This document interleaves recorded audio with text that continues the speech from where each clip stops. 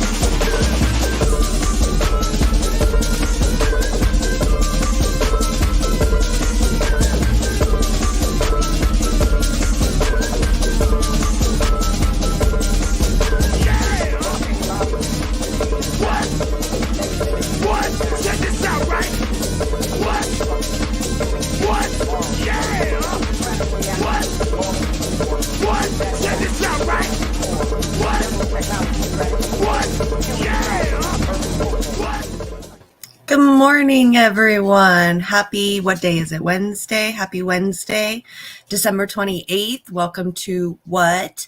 I'm Jimmy. Good to see you guys. I see some people up in the comment section already. Fountainhead, good to see you. You were up here like way early this morning in the comment section. Good morning, Willie. Good to see you. Brandy, good to see you. Thank you for stopping by. Yeah, good to see all of you. Again, tired as usual. Haven't really done too much. Just been working. I don't know, man. I came in today like totally blank brain today. I am not ready for today at all. And I got the next 2 hours to have some fun. Okay. So let's see what has been going on. Nothing. I literally made some videos yesterday, clipped out videos yesterday, played some games with my friends. My kid's coming back home today. I've had like a few days off. My kid's been staying at my mom's house, so I get the kid back today. So that's going to be fun, back to being mom again. So excited about that. I got some new stuff today. Good morning, Robert. Good to see you. I got some new stuff today. I probably won't go too much into detail, about like no half an hour long thing about, what I have been doing because I'm tired today. And I haven't done really too much, just lots of work and trying to escape in my video games.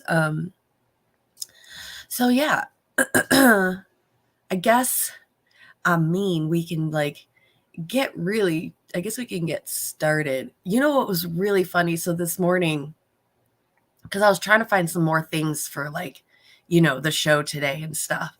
And because I'll find something, I'll look through stuff and I'll find something until I can't find anything more. That's it.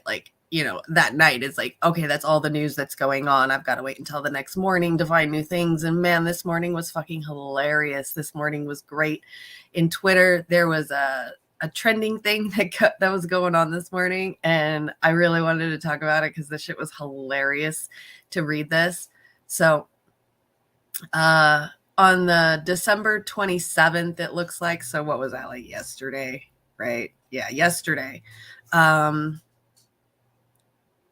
At 3:07 a.m. Okay, so yesterday, Andrew Tate, this shit was so funny.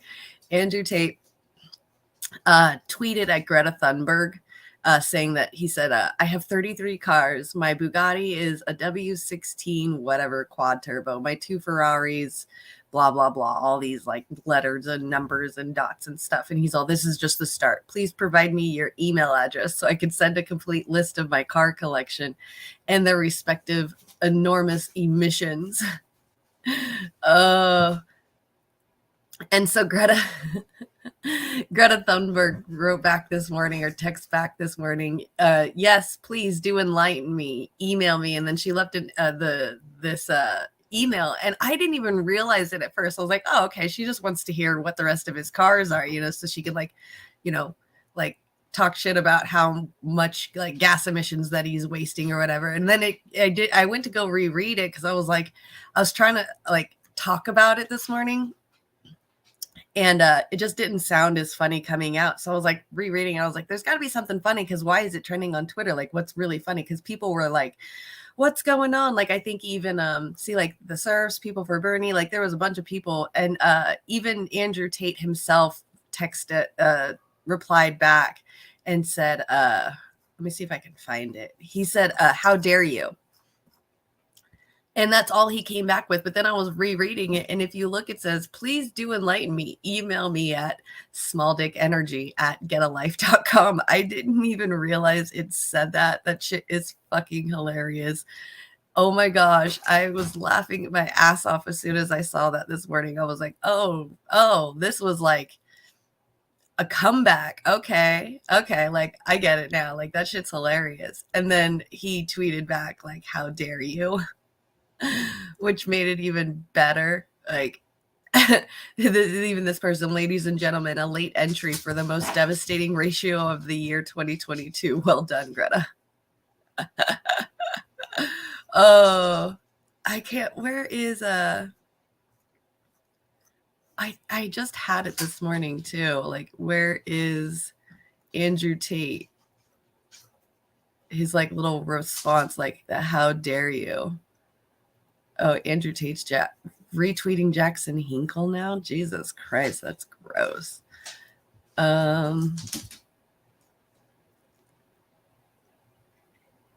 he's even in on the joke now. Greta Thunberg is more of a man than whoever that is. And he said, agreed. So he's actually in with the joke and shit too. That's ridiculous. I think what he's doing is he's just trying to save face because of what she did to him. She really she really got him back with that, which was fucking hilarious. smalldickenergy@getalife.com. Leave it up to a teenage girl to fucking just bag on Andrew Tate. That shit was hilarious. There, see, it's even trending, top trending on Twitter. This shit was so freaking hilarious to read this morning. Yeah, see, he like tweeted back, "How dare you?" with a question mark and an exclamation mark. Oh my gosh. Like that's all you could come back with when a teenager comes at you like that. Like this person said, you just got publicly wrecked by Greta Thunberg. Oh my God, that stuff was so funny to read this morning. I had such a blast reading this because that's all he could come up with is "how dare you." This person, his dick fell off because a woman wrote words on the internet.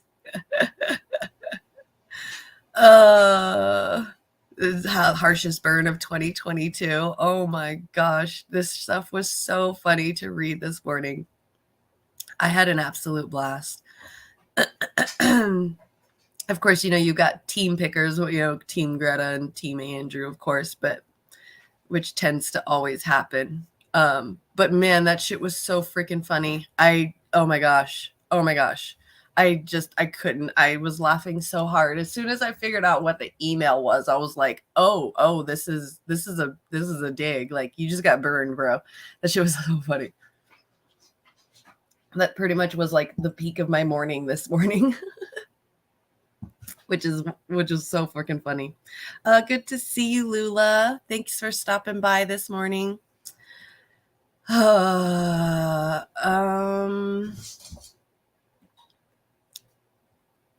Anyway, about about Tate and Greta, I thought that was really, really funny. A lot funnier than I realized at first, but I'm really glad that happened and I got to wake up to that and share it out because, yeah, that was great.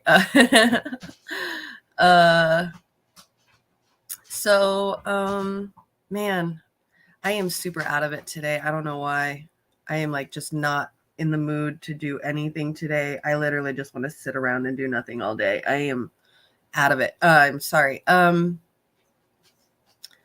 Maybe if I can just see, I'm sitting over here like fighting with myself in my head. So let's see. Good morning or evening in Cape Town, where I'm watching with Cape Socialist. Yay! Good to see you, Cape Socialist. Thanks for stopping by again. Hi, Lana. Good to see you. Thank you for sharing. Let's see what else I can get going this morning. Man, I really what else has been going on?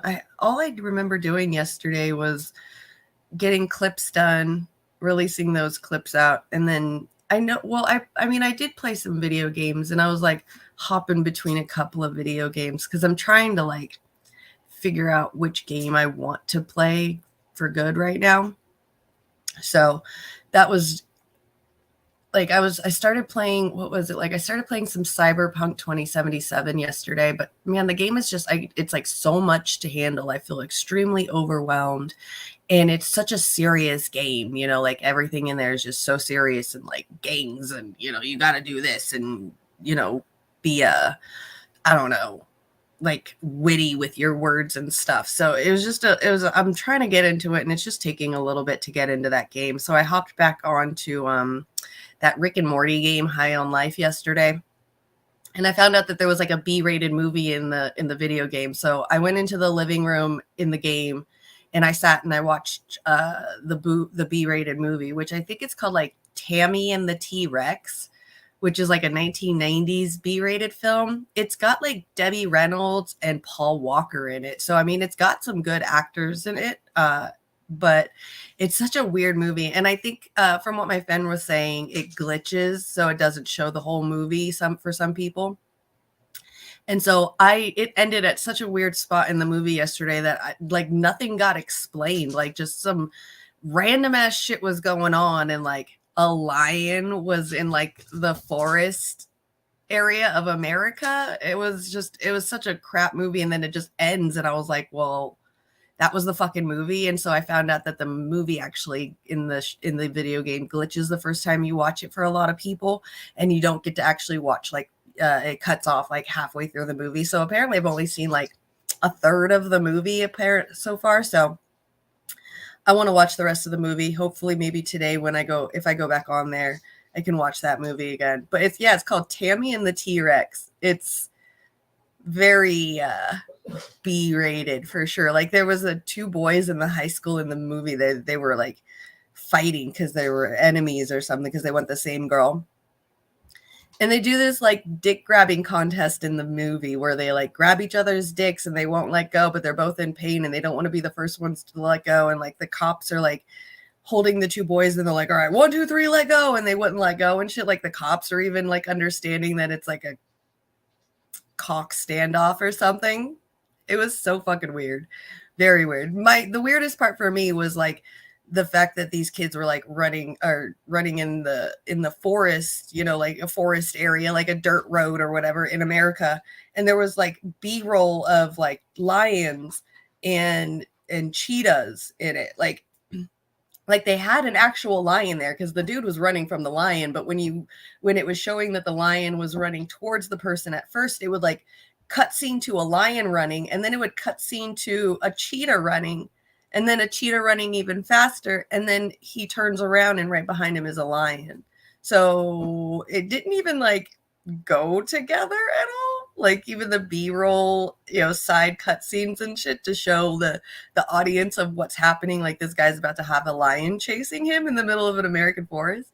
But from what I heard from a friend, I think that they were like at a zoo or something like that, or a wildlife preserve or something. I don't know, but it just didn't make any fucking sense that this kid was like running in the dirt road area and he's like got a lion chasing after him in America. It's kind of weird. So yeah, it was funny.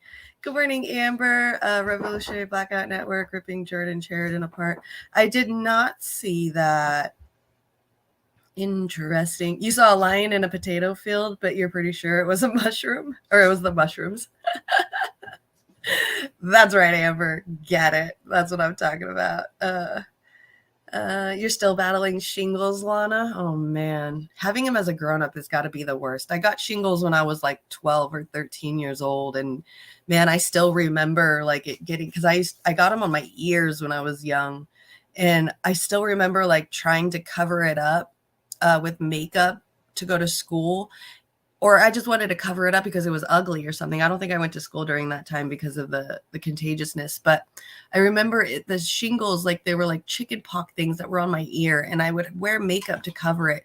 And still to this day, like if I buy makeup and it smells like that, like the makeup did when I would put it on, I won't buy it because that smell reminds me of shingles. Like to this day, still, I'm like traumatized by I don't know. It's so weird. It's like a situation that happens in your life and like a smell helps you remember that situation or that time in your life. It's so strange. But yeah, no, I totally get it.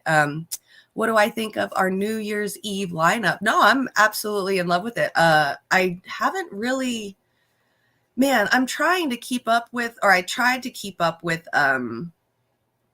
everything that was going on, like you know, the whole lineup and everything like that, you know, and everything that's going to be talking about. But man, everybody's pretty much got covered. So it's like I'm not even having to do anything really, just my show every day and clipping it up. So I'm not even having to really talk about the show. Oh, look at this. Look, we got our guest today. Everybody, welcome the amazing Yona. Hi. Sorry, I was watching the baby and me and the baby fell asleep. Oh, that's so cute. That's okay. I'm talking about the show, the New Year's Eve. So what I have here for the panel, it looks like, you guys, it from 9 a.m. To 11 a.m. East Coast. It's going to be a pre-show and then a panel show with Ramona, Warren Mosler, Jeff Epstein, Joe Firestone, Mike Hall, Stephen King, and Dirk Entz. I think that's going to be an MMT inflation panel. And then from 11 till, who else is going to be? From 11 until 3 p.m. Eastern is going to be Jerry and Kira, possibly with Kit from the Chicago corner. They're going to be talking about, they're going to do YouTube roundups, top 10 news in Chicago, all of that really fun stuff. Then we'll have, it looks like Lele Rose for an intermission. And then from 4 p.m. to, I'm sorry, you guys, I'm reading it. From 4 p.m. to 7 p.m. Eastern, it looks like it's going to be the Harlan's Media guys. Kit is going to be hosting that. They're going to be talking about third parties, failures of the sci-fi future, which sounds pretty cool, ballot initiatives. And then another panel at 7 to 8 p.m. with Shane called Progressives and Libertarians Together. Looks like a panel of progressives and libertarians. It looks like Joe Evans will be on there, Jason Call.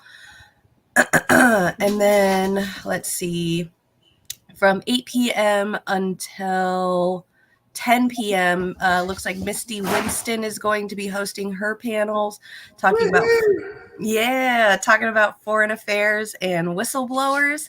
And then from 10 p.m. until 1 a.m., it looks like that's going to be Sabby's time.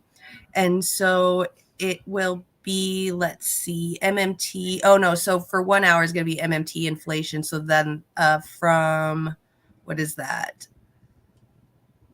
11. So I think from 11 to 1 a.m. it looks like, or 11 to midnight, that's when we're going to do our compilation countdown of the top 10 stories of 2022. That's the one that Sabby has posted, the form to fill out of your top 16.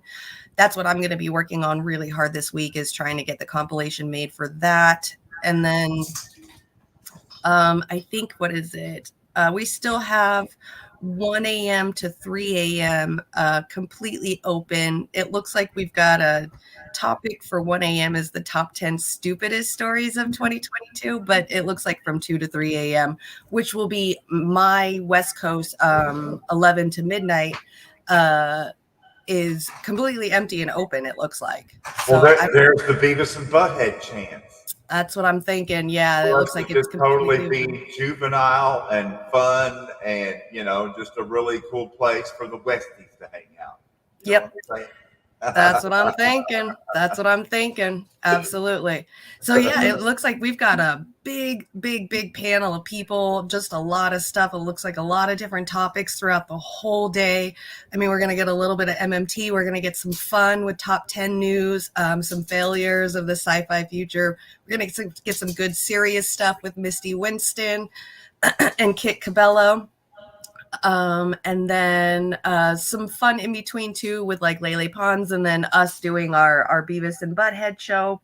It's gonna be a blast. I'm telling you, you guys just keep your eye out for the whole day. It looks like it's gonna be fun, and it's really nice. What a lineup! Wow, what a jam-packed lineup. I mean, Savvy Sabs, much respect and shout out to her for beating the street and literally putting herself where the stories are time and again throughout the year. And shout out to Kit and Daniel and what's her name? Kira and the other one. Jackie. Is it Jackie? I can't remember her name. Jackie, I think. Is it Jackie? I think so. It's Jackie. But anyways, the whole team at Heartlands Media up in Cook County, Illinois, and Chicago there, they have done. So they've provided such a regular content feed, and of course, you and I can particularly appreciate how much work goes into being able to produce as much content as they do. And that's not even including Chicago Corner and the other things they do besides Heartlands Media. And then you look at, let's see, who else was jumping in there? Lainey Peterson. Yeah, Lainey. That's her name. Lainey. Yeah. It's not Jackie. It's Lainey. I'm so sorry. Lainey and Kit and Daniel and Kira. But then also, let's see, who else was coming in there? Oh, I wanted to shout them out because they're doing so much there. Let's see, Savvy and then you got the guys at the Chicago Corner, like Jerry. But who else did you mention that was going to be on the Misty. Yes, Misty Winston. I wanted to shout her out for all of the hard work she has constantly done on behalf of campaigning for Julian Assange. I can't thank her enough. And she's actually just down the river from me.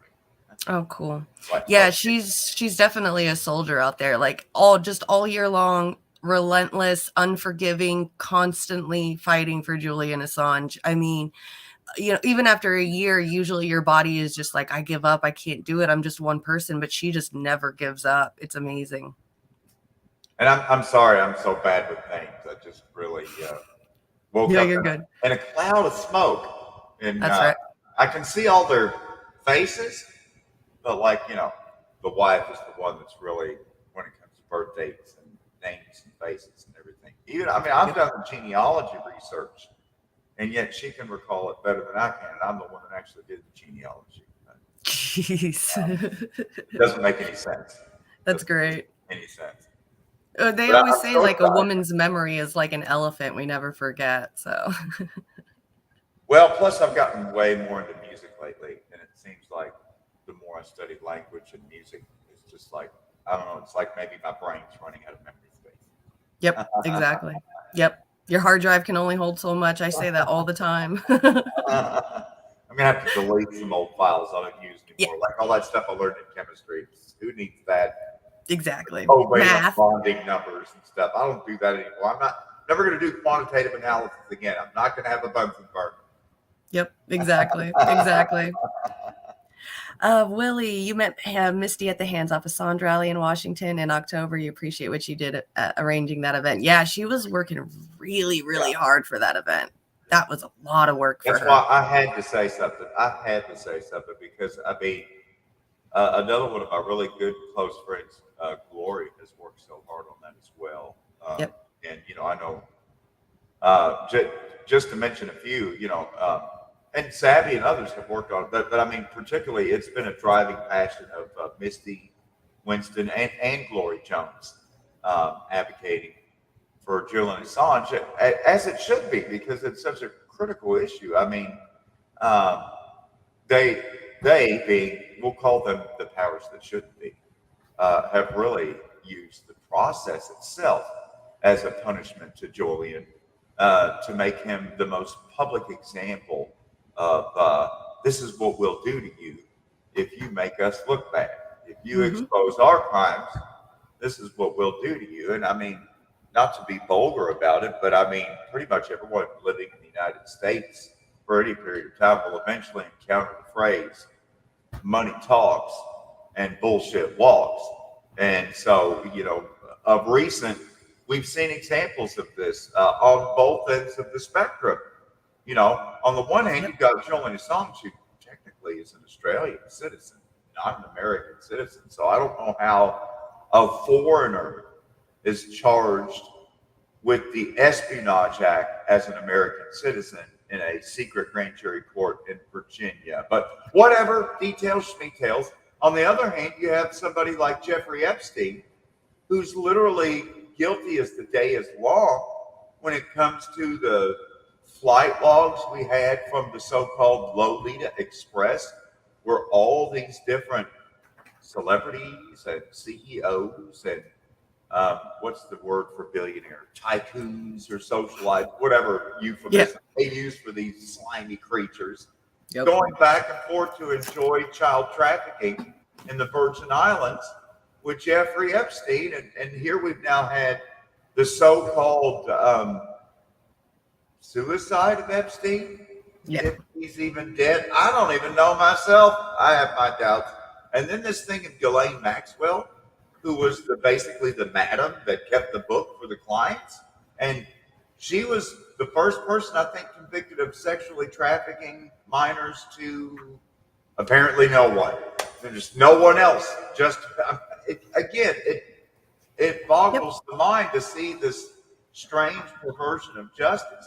You could even make the same example with a young, I think he was 16 years old when he was killed on his motorcycle. Referring to the British boy named Harry Dunn. Because, of course, over in England, Jimmy, as you're probably well aware, in England, they drive on the other side of the road, right? We drive on the right side, and in dear old Blighty, as they call England, they drive on the bloody left. And so there was this lady, Ann Sekulis, and her husband worked for the CIA, and they were at an air base in England, and I guess she needed to go to the store or something. I don't know why she left the base. For whatever reason, she hopped in a vehicle, pulled out on the road, and went to drive down the right-hand side. But it's England, and she went flying around the corner and drove right over this kid's motorcycle and killed him. Hit and run. Yep. Oops.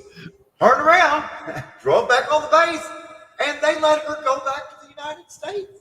And then they found out, they got the cameras, the parents are like, hey, what's going on here? The United States refuses to extradite the American citizen, Ann Sekulis. First, they said that she had, what's that thing for like immunity? Yeah, that's it, Jimmy. They claimed diplomatic immunity. That's what it's called. But then they said, but wait a second. She's not a diplomat. Nope. And her husband wasn't a diplomat. Well, then it's all then it finally comes out, oh, well, actually, he was working for the CIA. She didn't have diplomatic immunity. Then the United States is like, well, we'll fly Harry Dunn's parents over to meet with President Biden. So they go to meet with President Biden at the White House. That's the parents of the boy that was killed, the Dunns. And Joe Biden said, well, look, I feel so terrible about it that I arranged to have Miss Ann Sekulis here today. Surprise! They're like, whoa, what? What do you mean she's here? Yeah, she's right around the corner. She wants to apologize to you personally and everything. I'm like, oh, hey, that's not cool. So wrong. That's not good. We didn't agree to that, you know. We want her to appear to answer questions. You know, there's like a whole legal process when you kill someone with your vehicle driving on the road, you know, hit and run and manslaughter, whatever the charges may be. In England, they're called barristers, I think. The guy with the powdery wig, the British judge, all that, you know. And so they're like, oh, that's totally not cool. Well, in the midst of all this, you've got the United States using all of its diplomatic might to pressure Priti Patel and what's the guy's name? Rishi Sunak, the new Prime Minister of England, to turn over Julian Assange and extradite him from England to the United States. He didn't kill anybody. Nope. I mean, again, I could go on. I won't. Yeah. You know, and well, what also makes me mad too is like the mainstream media out here just living their lives all these years, knowing that the Washington Post released all that stuff too, and they're still making as much money as they possibly could. But then as long as Julian Assange stays in prison in another country, they can always get away with what they got away with. You know, like they just came out with that letter recently of like, you need to release Julian Assange only because they know that if Julian Assange gets extradited out here, they should be in trouble too. And people are going to realize that. But as long as he locked away in another country where we can't see him, mainstream media can just get away with anything. It's essentially a gag order to keep him shut up. And you know, the saddest thing is I have had to push back in some conversations with friends whose opinions I really respect, who have fed me regurgitated CIA talking points about Julian Assange. I'll just give one specific example. You know, well, Yona, I mean, after all, they have to do what they have to do to Julian Assange because he endangered the lives of our secret agent, man. And, you know, he just would print willy-nilly, whatever. And that's actually completely untrue. Julian Assange, through WikiLeaks, actually corresponded with the U.S. government and sent articles to them before publication to find out, hey, what do we need to redact here? We don't want to endanger anybody's lives. And in fact, when they actually went through to investigate this, I'm speaking of the secret grand jury in Virginia, when they were looking into how many people did he endanger with their information, they couldn't find anything. Because again, they actually, it's called vetting a story. I mean, Yep. Wikipedia, I'm sorry, WikiLeaks did not just willy-nilly release any and all things that they got. It was Nope. more WikiLeaks for those that, because WikiLeaks at this point it's 2022. I mean, we're going back 15, 20 years to its inception when WikiLeaks became a platform, a place where whistleblowers could go to leak critical information to the public that needed to be known. Because at that time, whistleblowers were so much under attack. And so the attack on whistleblowers has only intensified and now encompassed WikiLeaks over the last 20-year period. And so, perhaps what I'm talking about is like what happened to Daniel Hale and Reality Winner and these other. If you've not heard of these other whistleblowers, some of them, it would seem, in my opinion, some of them made what I would consider to be a mistake of telling their story to The Intercept, only to have their Intercept story immediately intercepted, and then they were immediately intercepted, which is kind of strange when it comes to whistleblowers. But ultimately, our justice system is completely and entirely broken, like so many other things, and it's just being kicked around. It reminds you a lot of what's going on right at this moment between the United States Court of Appeals and the United States Supreme Court when it comes to the Title 42 ruling as pertains to the border entry of asylum seekers, which I'm sure you're abreast of that as well, considering how much it affects California in particular. And, really, the fact that the immigration system is broken is no mistake. It was broken on purpose by Ronald Reagan, who, of all people, having been a former governor of the state of California, back when the immigration system was working just fine with, for example, bracero workers who would enter from Mexico into the United States, go up to the Salinas and San Joaquin Valley, pick the produce, and then go back to Mexico. And they had documents and they had rights, and they just came up here to work. They weren't trying to get a passport or a green. They just come up here to work and go back, take the money back home with them. And that worked fine for Ronald Reagan.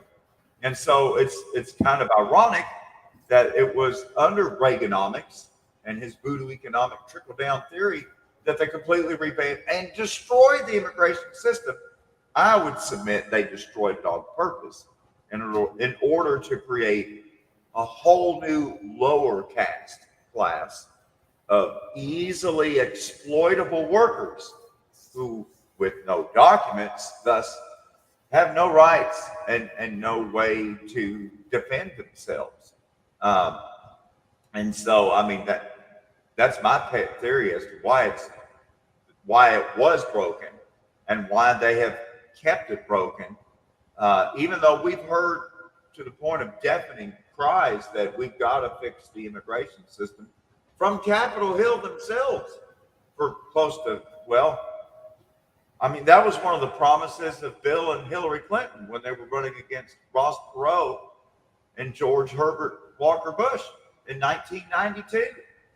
We're going to fix the broken immigration system. That's 2022. That's 30 years ago. Yeah. And they're still keeping it going. I mean, for example, it profits Bill and Hillary Clinton personally to keep the immigration system broken. In the case of Haiti, particularly, because Bill and Hillary Clinton literally invaded Haiti during their presidential term and took over property ownership of a number of factories where they work Haitians every day for pennies on the dollar. So they don't want those Haitians to be able to get documents and use the skill set that they've acquired at some Clinton property to then come to the United States and use that skill set and actually make more than 4 cents a day. I mean, or I'm sorry, 4 cents an hour. It's bad, but not that bad. It's 4 cents an hour, so 40 cents a day. Yeah, living high on the hog down there. And that's again modern day colonialism. You It know, is. and what's kind of disheartening to me is to see how there's been a disambiguation, how there's kind of a group of people that are like, look at all the infrastructure Russia is building in Donbass. Look at the bridge that Russia built across the Crimean Strait over to Sebastopol or Sevastopol. Look how fast Russia has been able to roll out new bridges, freeways, and high-speed railways into these areas that they've now militarily conquered. And to me, it's just a reflection of empire. Well, they're not liberating it per se; they're annexing it. And you literally hear Vladimir Putin talking about this glorious reunification of Russia. Well, that doesn't sound to me like you're liberating breakaway republics. You're adding to your empire. Who's getting who? Same thing with China. You know, I've heard some of my very cherished friends extolling the virtues of the Chinese Belt and Road Initiative. Hey, Yona, look at all these railroads China's building in Africa.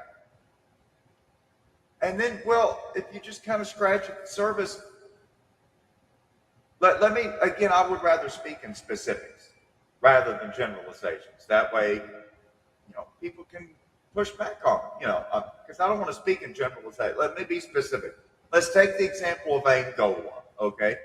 Portuguese colony. It's for those that aren't aware, it's on the west coast of Africa, on the Atlantic, just above the Namib Desert, just above South Africa, just below the Congo.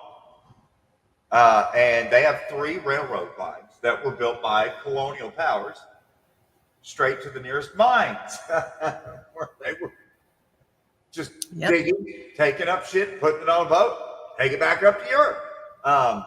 And so in the case of China building railroads for Africa, you know, yes, they have gone in and built railroads, but they have rebuilt existing railroads that were there previously, either built by the Italians or the Dutch, built by the Portuguese or the British, built by the French or the Americans to export coconuts or bananas. I mean, the same thing has happened in Central and South America.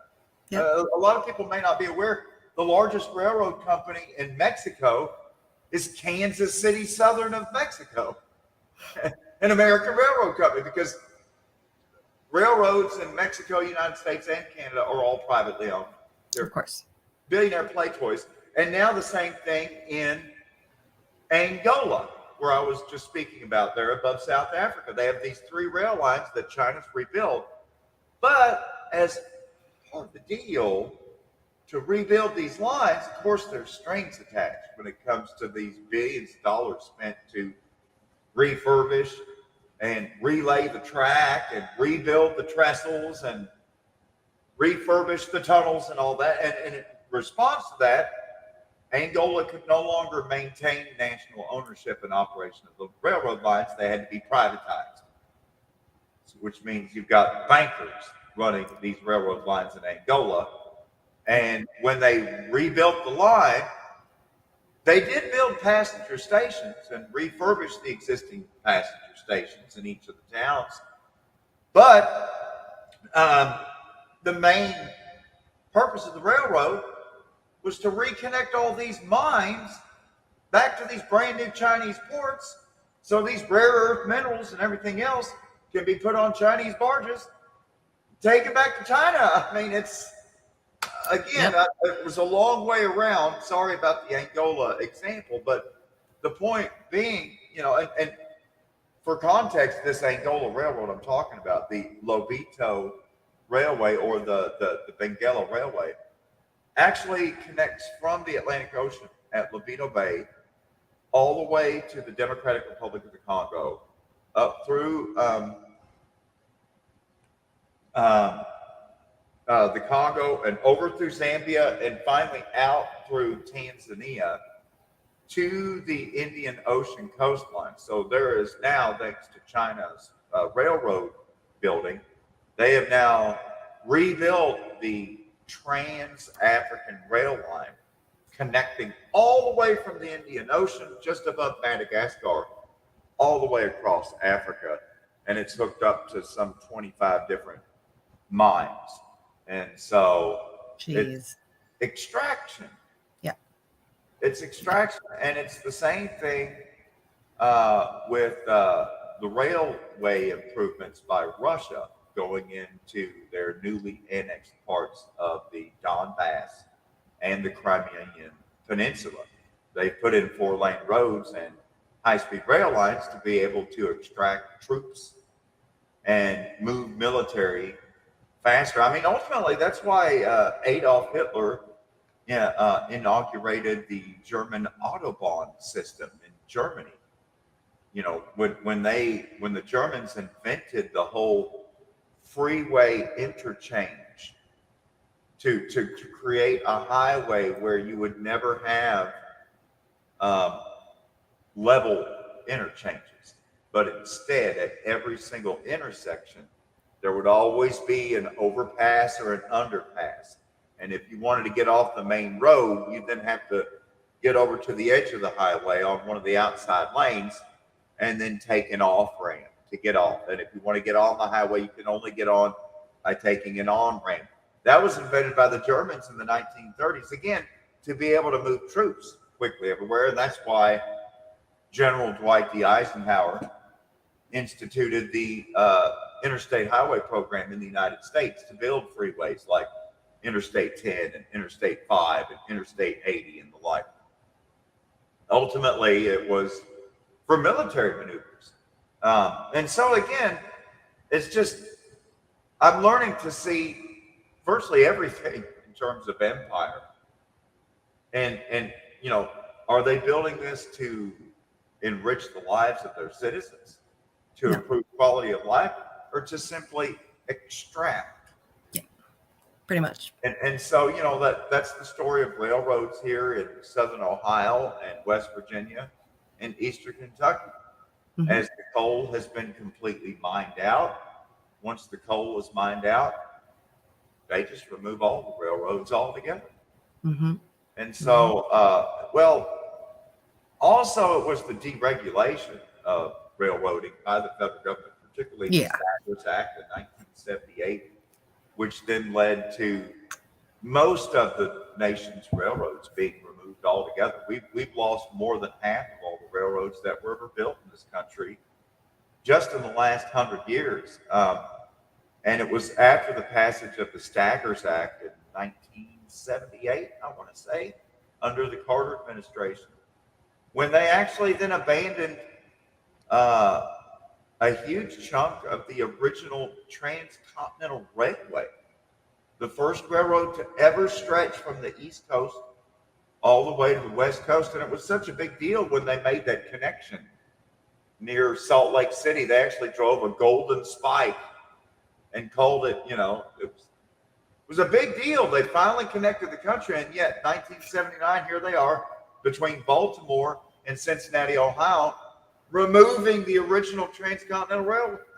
Again, I didn't mean to get on a tangent there. It's just it's great, because that's the way that all these countries are. It's all about colonialism and all of, you know, empire building instead of actually helping the people. I think we just recently watched a video not too long ago where we found out that France went to some countries in Africa, told them, we'll, you know, give you democracy and give you guys this money if you just mine the gold for us. So what they ended up doing is these kids are mining the gold in these African countries, sending it to France, and then France is sending them francs. So they're not even actually getting their own money. There's no monetary sovereignty in those countries. They're still dependent on France, but they think that they are, because this is the things that, you know, these countries say. Just like right now with what America's doing in Africa, talking about your freedom is our freedom and we're here to help. Like, no, you're not. No, you're not. You're there to do other things, and that's what we do. I actually wrote a song where I rap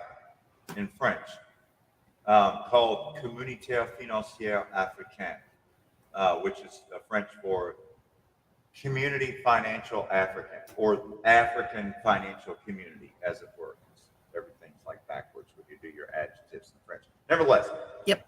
the Communauté Financière Africaine, or African Financial Community, is this colonial vestige that you were just speaking about, where a number of countries in Western and Central Africa do not have their own currency. Instead, they use this imaginary currency called the CFA franc, the African Financial Community franc. Right. And whether it's Senegal or Benin or Togo or Burkina Faso or Central African Republic, again, mining areas. It's basically like a mining script.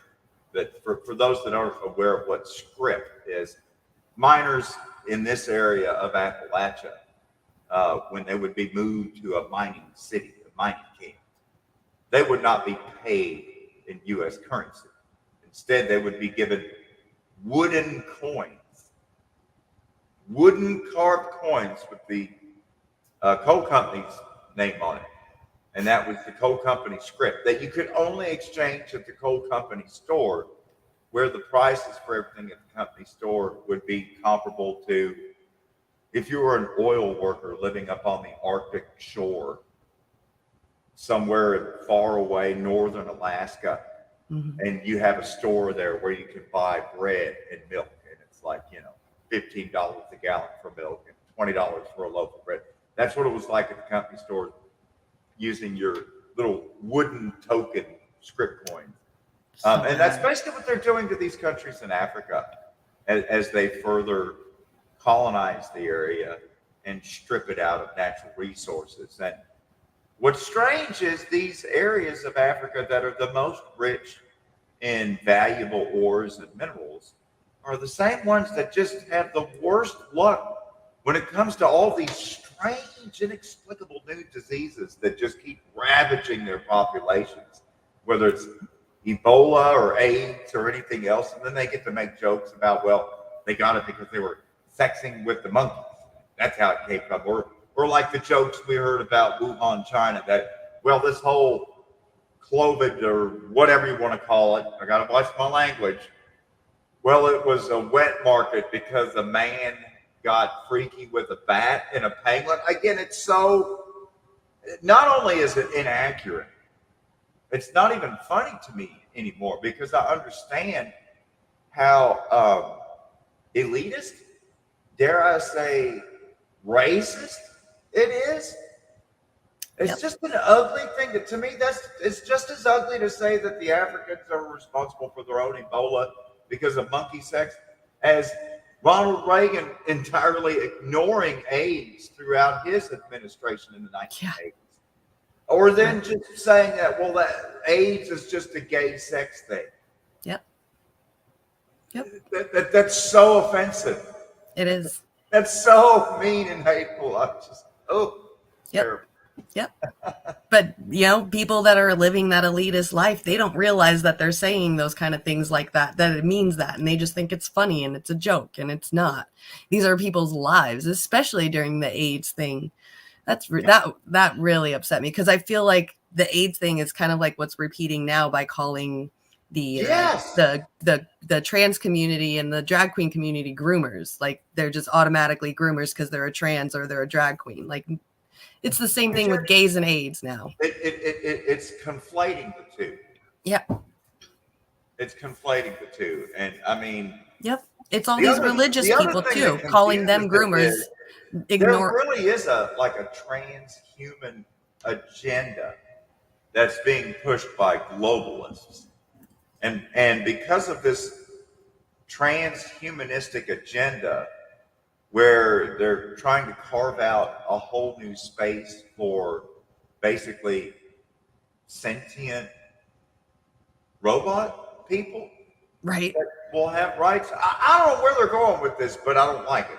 But the point being, the transhumanist agenda has tried to glom on to LGBT, to use it as a virtue signal, to make their whole global credit score push be more conclusive And look, we're using more colors and we're using more letters in our acronym for the marginalized communities. And see, we care. And it's all a fucking game.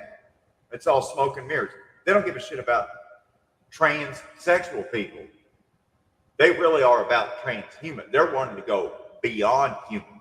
Whereas my take of the trans community is to fully recognize the broad spectrum that is humanity itself. Whereas this WEF transhumanistic agenda is they're wanting to go beyond meat, they're wanting to go beyond human. Whereas trans movement is really about, hey, we're human too. Yep. And so that there's a conflict there. Yeah. And instead, all this power and muscle in the multinational corporations, they're able to craft this. It's the same. They're doing the same thing with the environmental movement. Mm-hmm. When they have their COP meetings, and BP and Dutch Shell and Mobil Oil are all there talking about we're totally greening up all of our gas stations and coal power plants. We're making green energy with coal now. Right. It hurts my head. It's like these are the last people. You should never listen to anything about trans from transnational companies. Mm-hmm. Because they're not talking about the same transhuman stuff. Right. This is what they've done. The micro. I take my environmental pointers from an oil company. Sorry about that. No, you're good. But that's the way that these corporations have always been, using the marketing skills to get people to believe that this is what it is. Like the Diamond Company, Coca-Cola, and Santa Claus. Like we just, we found out a couple years ago that Santa Claus was actually like, the red and white suit with the beard and the happy, jolly guy was actually invented by Coca-Cola back in the early 1900s. And kids nowadays, even people my age, just think this has been around forever. It's just part of our culture, but it's not even been around for 100 years. And that's that marketing genius that these companies have to make us feel like this is just part of life and it's what we live. And they're doing the same thing now with, the trans agenda that they have, when all these trans people just want to live their life. They just want to be human and accepted and see themselves in places where, they never got to see themselves. Well, and it's kind of, I feel like we reached a turning point in the 1950s. And, myself, when I think about the 1950s, I think of like the Norman Rockwell paintings and calendars, Norman Rockwell, the Saturday Evening Post or something was that magazine that he did all the cover art for. But a lot of what we're talking about stems back to the 1950s. Like take, for example, this whole, identification of the Republican Party with ultra radical Christian conservatism. That if you're religious, you're Republican. Okay, this whole thing, that goes back again to the 1950s when we were in the midst of Senator Joseph B. McCarthy's witch hunt for communist sympathizers. McCarthyism, the whole communist witch hunts. You had the trial and execution of the Rosenbergs, Ethel and Julius Rosenberg. And in the midst of this 1950s, to be contrary to communism, and communism was painted as the antithesis of a religious God. It was a godless society. And we're the opposite of the communism. We're a God-full society. So that's when they add the words under God to the Pledge of Allegiance, for example. And, the Pledge of Allegiance of itself was written by some Ohio school teacher in the 1890s. And for the first 50 years that American school kids recited the Pledge of Allegiance, they all stood and did what's called the Bellamy salute, which would be more commonly known as the Ukrainian salute these days, probably. It wasn't until 1942 that that was changed. Just put your hand on your heart. Yeah, I bet. No, Junior, we changed that this year. We're not doing that anymore, Junior. It's very weird. You can go back to Google Images or anything and look up the Bellamy salute, and you'll see 50 years of schoolroom pictures of all these American school kids. I'm not going to do it again on camera. That's crazy. But again, this indoctrination focused on school children to get them to repeat one nation, indivisible, with liberty and justice for all. And then what is it, 1952 under Eisenhower? One nation under God, indivisible, with liberty and justice for all. I mean, all of these things that have come about to cultivate and indoctrinate minds with this Christian nationalism idea of the United States. Again, we were non-secular prior to the 1950s. You know, during the Great Depression, there weren't huge throngs of people protesting the courthouses because they wouldn't display the Ten Commandments. This is all something recent, you know, with, again, of course, it intensified with Ralph Reed and the Christian Coalition, and then that led to, what did they call themselves? The Tea Party, right? When you had Sarah Palin and these other crazy figures come in to the Republican orbit, again, pushing this ultra-right Christian nationalism. And you even saw that with the carnival barker huckster Donald Trump himself. When he began his campaign, he very quickly went to the Falwell's digs down in Virginia, Jerry Falwell Jr. and friends, at Liberty University, which is in Charlottesville, Virginia, home of the Tiki Torch. And he made one of what I would consider a major faux pas, right?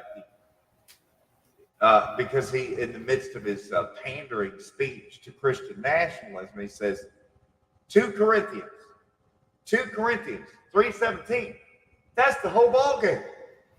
And anyone that's ever cracked the Bible once in their life has probably heard of Paul's second letter to the Corinthians.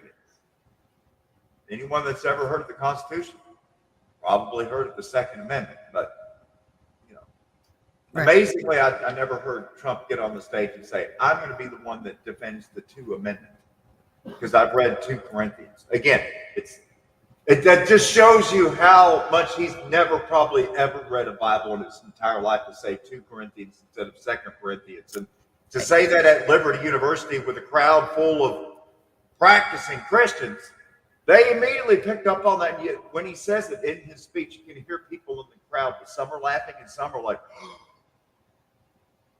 that would be like some politician saying, listen, elect me and I promise I am going to defend your 2 Amendment rights. 2 Amendment, he doesn't even know what it's called. You know, like, and so it's very strange indeed to see how religion has been politicized, particularly during the so-called pandemic restrictions, like shelter in place and what is it, the stay 6 feet away, the social distancing, please. And even to the point of like, do they still have those things in the floor, Jimmy, where you go shop, like the little no, not anymore. Print stickers where you like, they used to have stickers on the floor like you can't stand any closer than this to the next person in line while you're checking out. Like, and they also put up like plexiglass stuff around most of the checkout counters, which here all that stuff is still in place. Same. I feel like they're just itching to roll it out again. And I'm sorry for going all Slavoj Žižek right now. No, because they're still doing that out here too. So, but I feel like they're just itching and gearing to ramp this stuff up again with all of the restrictions. But they particularly singled out the religious and said that religious congregations were specifically prohibited from praying and celebrating together, which was bizarre because people were still congregating at Walmarts and Mhm. dollar stores. And Huntington has a very burgeoning adult entertainment trade. There are a number of shops, and I don't want to call them male entertainment establishments because they do have ladies' nights. Yeah, Um, uh, that's right, ladies. that's right. And so all of those stayed open. Yeah. You couldn't go to church, but I mean, you know, if you wanted to get hit in the face with a swinging bodily appendage, whether from the chest or between the legs, you could certainly still go do that. Smack, smack. Yep. So Absolutely. again, it's weird. I really don't understand it. Again, I feel like it was done on purpose. And of course, the media spins it that if you're religious, obviously you're Republican. Yeah. But then, like, well, here locally, well, that depends on what denomination you're talking about. Because, I mean, for the most part, Catholics are Democrats. And those are the wet counties in Kentucky. I don't know how it is in all the other states, but in Kentucky, there are wet counties, dry counties, and yes, moist counties. So what that means is we like to keep our bootleggers in business. So a wet county means that you can buy liquor or beer in any town, any part of the county, generally speaking. You're allowed to operate a liquor store and a tavern or whatnot. Whether or not people do depends on how rural the county is. But basically, a wet county, you can legally go and purchase beer and liquor, except for probably some hours on Sunday or on election day, Right. during certain hours. So random. Again, it makes no sense. No. And then you have dry counties where alcohol sales are forbidden year round. You have to go to a bootlegger. And then there are moist counties where individual incorporated cities have voted to go wet. But Okay. the rest of the whole county is dry. So crazy. And it really just basically comes down to, well, who lives in your county? Are they Southern Baptist or Right. Roman Catholic? If they're Catholic, you can buy liquor. If they're Baptist, you have to use a car with tinted windows and slip the money to the bootlegger who will just put it in the trunk. Okay. They both get just as drunk. It's just one does it with the lights on and the blinds open, and the other one pulls the blinds shut. Right. Because you can't get drinks rid of that just stuff. as much. You can't stop. You can't stop people from doing what they do. So, dang. They're doing the same thing with marijuana now, where Are they? some states have like medicinal marijuana, and they'll have a certain list of conditions that are on the list that qualify as a condition that you have to be diagnosed with in order to be prescribed the Mhm. medical marijuana from a medical dispensary. And then there are other states like California, for example, where they have what's called recreational marijuana, which Mhm. means if you're of a certain age, then like just like with buying alcohol, show your ID. Okay, you're of the age, you can go in and buy it. Yeah. But then there are some states that will allow you, well, like say states that already have medical marijuana, they'll allow you to go to another state to get your medical marijuana and bring it back to that state. And so long as you have all your receipts and paperwork and everything, and you don't get pulled over by a federal DEA agent, you should be fine. Because federal government still will just arrest anybody. And funny story, because of the federal government and the DEA regulating marijuana as a controlled Schedule I substance,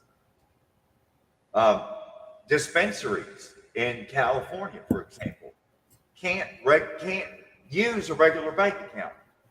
Yeah. So Right. all the dispensaries have to have a relationship with Brink's company or one of the other companies that has the armored cars like you see going to a bank, because they're, these dispensaries are just washed with cash. Yep. And where they can't use a regular bank. So it's a real problem there. Mhm. So the DEA and local law enforcement for years have been doing a practice that's called asset forfeiture. Yeah. The very term itself, highway robbery, comes from the practice of Kansas and Oklahoma policemen who would literally rob Okies and Arkies as they were fleeing the state to come to California, for example, during the Dust Bowl. And people were always like, be careful crossing Oklahoma and Kansas. You know, they got highway robbery down there because the police would pull you over and literally rob you at gunpoint, take everything you had. And they still do. It's called civil asset forfeiture. Excuse me, sir. Why do you have all this cash? Because it's mine. Well, we're taking all this cash. You can go. Your cash stays with us. But you just robbed from me. Well, you can go and file suit to try to get your cash back. Good luck. That's ridiculous. And so there's been a couple of civil asset forfeiture cases that are in the federal district now in California because the DEA and local law enforcement waited out in San Bernardino County for one of these armored trucks to pull out of a dispensary. And then 2 blocks down the street, the police come in, pen in the armored truck, and rob the armored truck. Oh, I did not know that. Because the police are allowed to rob anyone at any time. Yeah. Even if it's an armored truck. I didn't know they were doing armored trucks. I have seen dispensaries out here getting raided. The federal government. The state of California is like, wait a second. This is a state-regulated business. Yeah. And they paid their taxes to Sacramento. Right. So the federal government can't just wait for armored trucks to pull out of a business and then rob the armored truck at gunpoint. That's robbery. Right. And the police is like, no, it's not robbery. It's asset forfeiture because even though we robbed them with guns, we have badges. So it's illegal. Yeah, See, if they you're do policeman, you can rob, you can rape, and you can kill. It's totally legal. If you get caught, you're going to be put on paid administrative leave, which means an umbrella for your head and an umbrella in your drink. Yep. On the beach somewhere. Absolutely. Well, everyone in your town is burning it down, and then eventually the city has to pay out some huge settlement from taxpayer money to whoever after the courts decide. But whatever.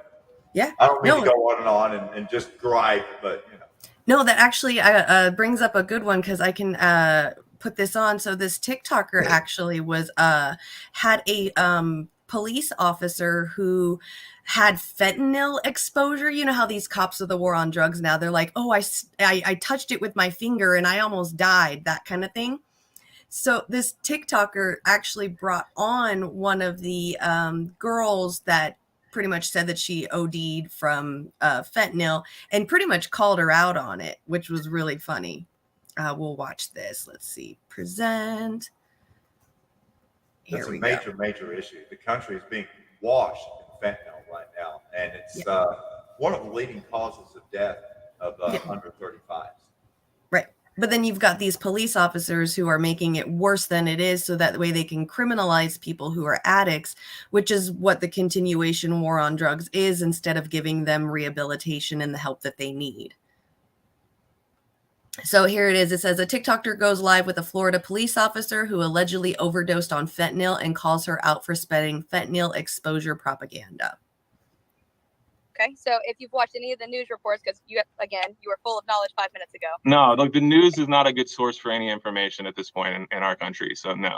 Well, it's my talking to the news, so it's literally me standing there on live news agency. That doesn't mean anything. Like, do you understand what like misinformation is? Do you understand that the war on drugs is completely flawed and that it's just a complete fear-mongering tactic that has not served us at any capacity? Do you understand that that's perpetuated by law enforcement?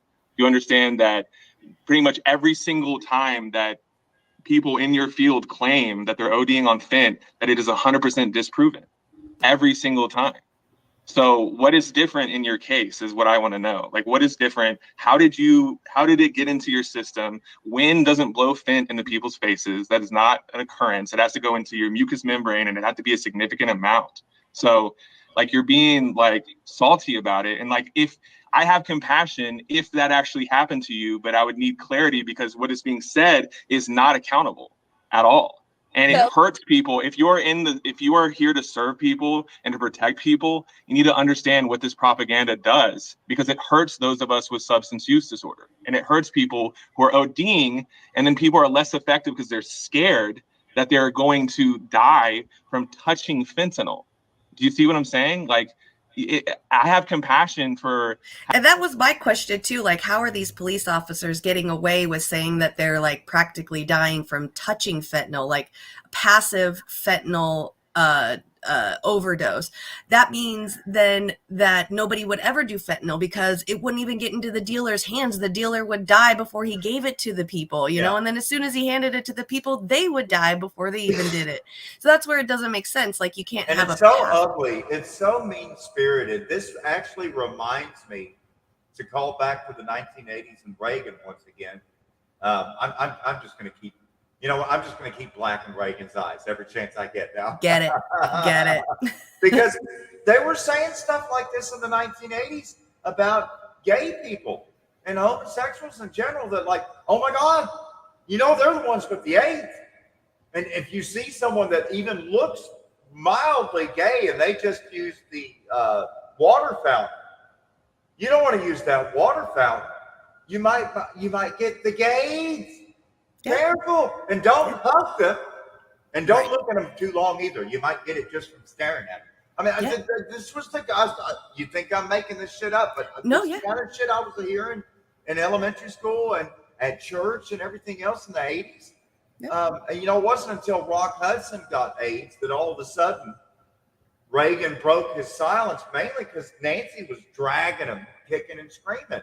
Because, Rock Hudson was a Hollywood guy and Reagan was a Hollywood guy. I'm not sure how. Well, he was mainly a propagandist for the Army movies, but made movies with monkeys, Bonzo the monkey. Anyways, it wasn't, and that was at the end of his term anyway. By then, the damage had been done. And amongst some boomers, you still find that attitude of this conflation of, oh, well, AIDS is just a gay problem. Right. Which is really, it's just some of the most ugliest thoughts and just the most disingenuous things that have ever been said. I think that's one reason why it was such a shock, particularly to women in America, when the whole story of Ryan White came out. Because Ryan White was this cute little white boy who loved Michael Jackson.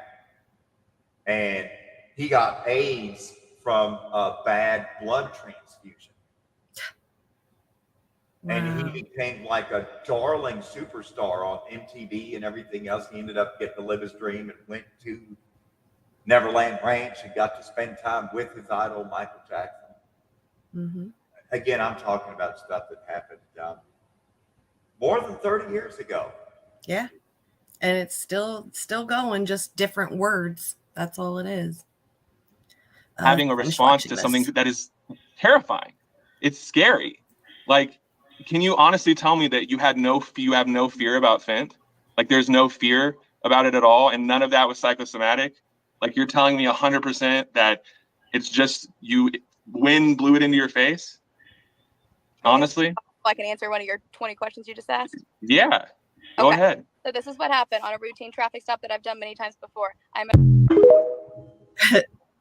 think that was it for that. Okay, so there was the full What If we wanted to watch, but I don't think we want to sit here to watch the whole thing. I was going to say that edit was perfect. So if you've watched any of the news reports, yeah, exactly. Just him telling her off, just ending it like that. It was really good. Yeah, exactly. She's just going to lie through her teeth and just make shit up. Exactly. Yeah, because they're police officers. It's what they do. They're only there to save their own backs and their own skin, and who cares about what anybody else does? Do you remember when there was that supposed sarin gas chemical attack in Syria, and it was used as the justification for Donald Trump to bomb the holy shit out of Syria? And that's when Brian Williams was on MSNBC saying, Donald Trump became presidential tonight. Behold the beauty of our weapons, like Leonard Cohen used It was a very disgusting evening. But a few days later, CNN had one of their crack journalism teams on the ground. And this CNN reporter actually went up and picked up a backpack and said, so we're here where the chemical attack happened. And hang on, let me smell this backpack here. Yep. Smells like super duper lethal sarin gas to me. Yep. That's basically what that cop said about fentanyl. Pretty much, yeah. Here, I think Nikki wants to hear her explain. All right, so I'll put it on. Hold on. Of course. But you remember that, don't you, Jimmy? Oh, yeah, I remember. She, like, sniffed right up to it. It was like, oh, yep, that's sarin gas. Like, bitch, you should have died right now. You should have died. If it was sarin gas, you would have immediately dropped on the ground. Like, yeah. Exactly. How many people supposedly died from all of that? Which we ended up finding out, like, those were all, like, the white helmets and stuff all there were actually actors. There was a famous TikTok trend called, like, where everybody just stood still while this music played, and then the person walks around with the camera all around the room while people are standing still, like it's a pause scene. There was an actual, like, it looked like this whole area had been blown up by terrorists. The white helmets were helping. There were people bloody, and they were just standing still like they were all acting. I was like, oh, you guys are done. You're all done for now. Y'all have been busted. You guys are doing your own trend or doing a trend on TikTok and giving your guys' self away. It's wild. All right, Nikki, we'll watch the rest of it. That's my purpose. About it at all, and none of that was psychosomatic. Like, you're telling me 100% that it's just you, wind blew it into your face? Honestly? I can answer one of your 20 questions you just asked? Yeah. Go ahead. So this is what happened on a routine traffic stop that I've done many times before. I'm a narcotics-based officer. I deal with narcotics anywhere from fentanyl to methamphetamine, anything, almost every shift. Okay. I do that. That is my purpose and my job. I am a narcotics-based officer. I have had many trafficking arrests to include 28 grams plus of fentanyl. Never had an anxiety attack. I've never had a panic attack, nor have I ever had fear when it comes to handling large amounts of fentanyl, because I know the precautions to take. Wear gloves. You don't take a bath in it. You handle it the proper way. When we test it, we go to safe locations to test it. Right, that Nikki, night, we get it. Okay. Here. We did not test it on the side of the road. When I found it, it was located on the subject's person. When finding that, we barely opened the dollar bill, which is what it was rolled up into. We found white powder. It was sealed back up into the dollar bill that it was in, dropped into an evidence bag. I do not know, and I've said this on news articles, I never stated from my mouth that the wind blew it up and made me overdose. That has not been stated. That is misinformation. What has been stated was, due to the high winds, there is nothing stating that the powder, as we all know, we've been here talking about how everybody knows what fentanyl is. The small powder form got on my sleeves. It could have gotten on my vest. So then when I enter my vehicle and I sit down and my vest is now here, or if it's on my sleeves and I wipe my face with something that I have gloves on, if I wipe my face here, there is nothing stating that it is not inhaled. I cannot properly say that, hey, I put it in my mouth, because I don't know if I wiped my nose. I don't know. Did I wipe my forehead? Exactly, Nikki. She practiced this. This is that same talking points that cops used to say back in the day about don't do anything with dollar bills. If you find them on the floor, leave them there. Don't pick it up, because if you touch it and it has drugs on it, you could get high off of these drugs, off of dollar bills. Remember they used to say that all the time? You know, it's as you well know, Jimmy, when you're telling the truth, it comes off naturally. Normally doesn't involve it normally doesn't involve more than 2 or 3 sentences, right, to get out what happened to you. However, when you've really got to gesticulate and bring in all of the arm and hand, talk with your fingers, and you start weaving this story that just goes on and on and on. The more there is to the story, the more it is complete and total bullshit. As I'm sure, as you've been lied to probably more times than you care to recount. The longer the fucking story, the deeper the bullshit gets. Pretty much. That's been my finding in life. Yep, absolutely. I agree. Don't know. I can tell you, when I sat in the car, and that's when I started to lose consciousness when I went to go drive away. That is all recorded on body cam. It is still under investigation, so not everything can be released. Okay, well, look, see, the thing is I'm not here to vilify you Or I want to be clear on that. Like I get very defensive of the community of substance users. I like the vibe that you have of just even speaking about narcotics. I'm not with that, quite frankly. But that doesn't matter because I have my own biases, as do like everyone does. But the point I want to make is that if this is true, then you need to show toxicologist reports, because it would be a significant finding, because it's been disproven, is what I'm saying. And this isn't my opinion. I don't, like, I've said it before, I thought that you could totally just touch it in OD. Like, I was like, oh, damn, because I know that it's, micrograms. This is way different than milligrams and grams, you know what I mean? So I understand that. But there's not a single part of you, like, you can say with full confidence, there's not a single part of you that has an anxiety response when you're handling pounds of fent. Like, I have of 28 grams in prior cases within the last 6 months that I have multiple trafficking amounts of fentanyl cases. I never once have had an anxiety attack over it. I've never had a panic attack when handling excess of 28 grams. I have never suffered from an anxiety or panic attack in my life. And like I said, it's still under investigation, so I can't give the exact details of the weight of the fentanyl that was handled that night. But I can confirm with you, it was not a 28 gram, which I have previously, within the last 6 months, I'm not talking about years, within the last 6 months, handled. I don't have, this is the way, and this is my personality as a cop, my mindset of, if you're afraid of everything, you'll do nothing. I will not live every day being afraid. So if I sit here and tell you, oh, am I afraid of fentanyl? No. But I'm not ignorant to the fact that stuff happens. It does. Am I saying that I did everything perfect? You got anything to say? That. Did I say that? There was two things I was going to push back on. Number one, this kind of motivates me to do a cover song of Bob Seger. See the fentanyl coming, the fentanyl wind. There's fentanyl in the wind, the fentanyl.